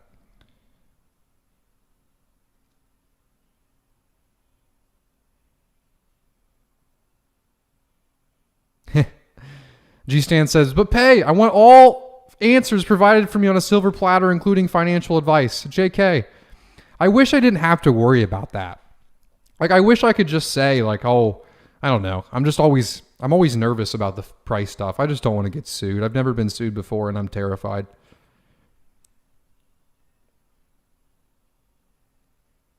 The 100 million in 2 years is pretty huge. I wonder how realistic that is. That is very huge, but I mean, we're getting 5 mil today, so is Save the Children, in fact, killing the children? BD thinks so. BD thinks so. So I wonder how many children I can kill with that 500 ADA I just sent. No Bloom token giveaway today? Nah, I forgot to do one. I'll do one on Monday, though. Did they say anything about Alonzo? Nope, not much. Not much about Alonzo. I'm sure next month is going to be the Alonzo special. Trust me. We got all Africa stuff today. Next month is going to be all Alonzo. So.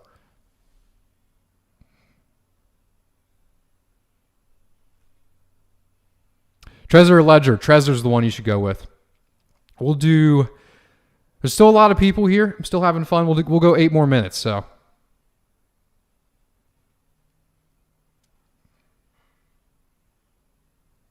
Lately, I'm thinking ADA is more of a long-term play than a lot of people are hyping it to be. Yeah, no, Bright, if you were here 10 minutes ago, that's exactly what I said.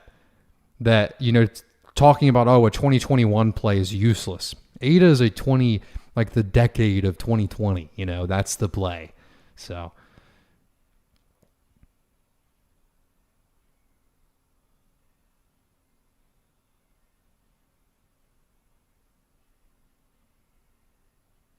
Thanks for the enthusiasm, Pay. See y'all next time. Hey, see you, man. I appreciate you coming by. It's one thing I am is enthusiastic about Cardano, that's for sure. I get a little bit of caffeine in me, a little bit of an Africa special. I'm buzzing. I'm buzzing. BD does not think they are killing children. Do research on Save the Children. They separate mothers from their kids and force vaccinations. Very interesting. I will look into that. Yeah, I was just joking about you thinking they kill the children. I wasn't like talking shit. I was just trying to make a joke. Make a meme, but I'll look into it, man.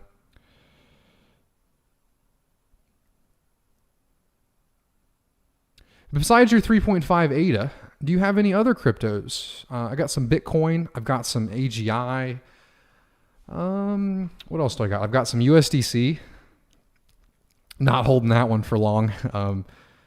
Let me do some fingers, then maybe I'll realize. USDC, AGI, ADA, Bitcoin. That's really about it. I think that's it. Those are the only meaningful positions that I have. Mentality said, I mean, you can always make small profits here and there, but I mean, like what? So you can go out to dinner, man? You know? I mean, I guess unless you're madman. No erg. Oh, I do have some erg. Not a large amount though. I got some when they're like 33 cents. I put like $500 in when they were 33 cents. So, I mean, I don't know what price they are now. Who knows? That could be a large amount though. That was like a long time ago. Let's figure it out.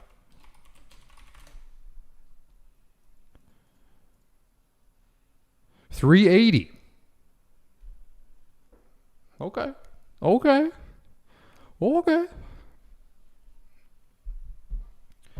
I do not have any ETH. I don't.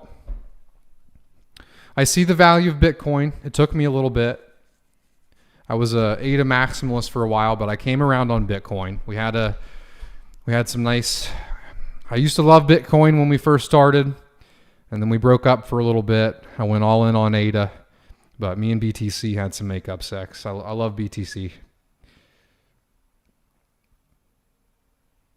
AGUSD over USDC. I don't know. I'm sticking with USDC for a bit, man. I don't trust these protocol stablecoins just yet. I need a bit more time. Something that Charles talked about, I think it was on his AMA, it was really cool. It got me thinking. He talked about how he believes that new stablecoins that aren't tied to anything, like that just have, this science behind them, this math and science that makes them truly stable.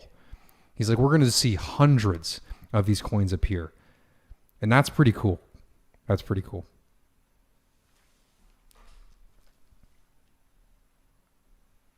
So the ADA Pay would only be used for charity pay? No, it can be used for businesses as well. Why Trezor does not support dataless? Trezor supports dataless now. It does. Some people are having some issues with it, but I think you can get them worked out. ADA are minted through rewards at current price. ADA are minted for people participating in the protocol through staking. Price has no correlation with ADA that is sent from the reserves.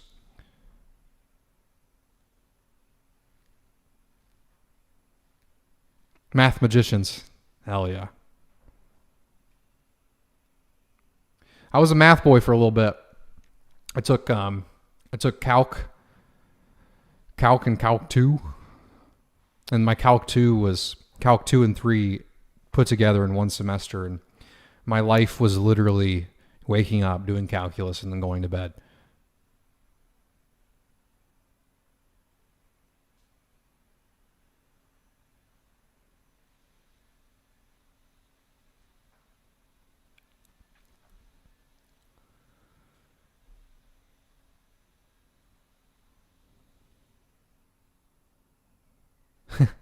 Keep the live stream going until the last one's standing. I think we'd be here all night. I mean, it would just go forever because there'd be new people joining, so I would just be like, you come back here in 4 days and I would just have like sunken in eyes, Do a 24-hour live stream. Cardano's only so interesting for so long. I failed school altogether. I dropped out. I guess you could say I failed too. I got an associate's, so I dropped out for Cardano like a crazy man. I got 2 more minutes for questions, so let me know what you guys got.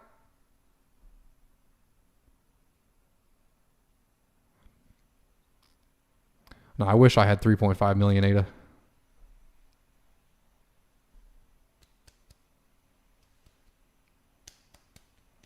Not really, honestly. If I had 3.5 million ADA, my lifestyle would probably not be any different at all. So I don't really wish for 3.5 million ADA. I wish for good health for my familia. How about that? Do a 24-hour live stream when it hits $100. I guess I'll have enough money for some cocaine. And I'm in Florida now. Miami's close.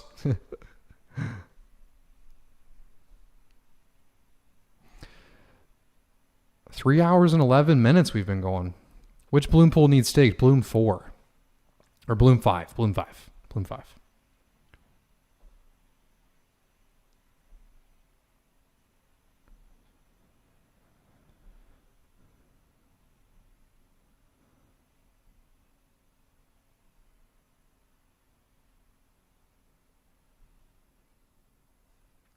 MG says 3.5 million ADA, you'd be rich, dude, and sipping a pina colada on a tropical beach. I can do that here. But I mean, like, I'd probably drink one pina colada and be like, man, I got to go make some YouTube videos. I'm fucking bored. I am bored.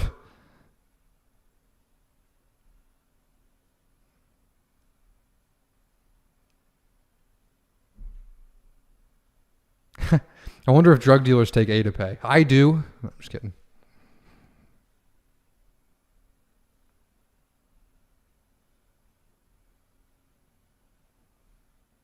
My dealer takes BTC and chain. Hell yeah. Dealer's fucking meta.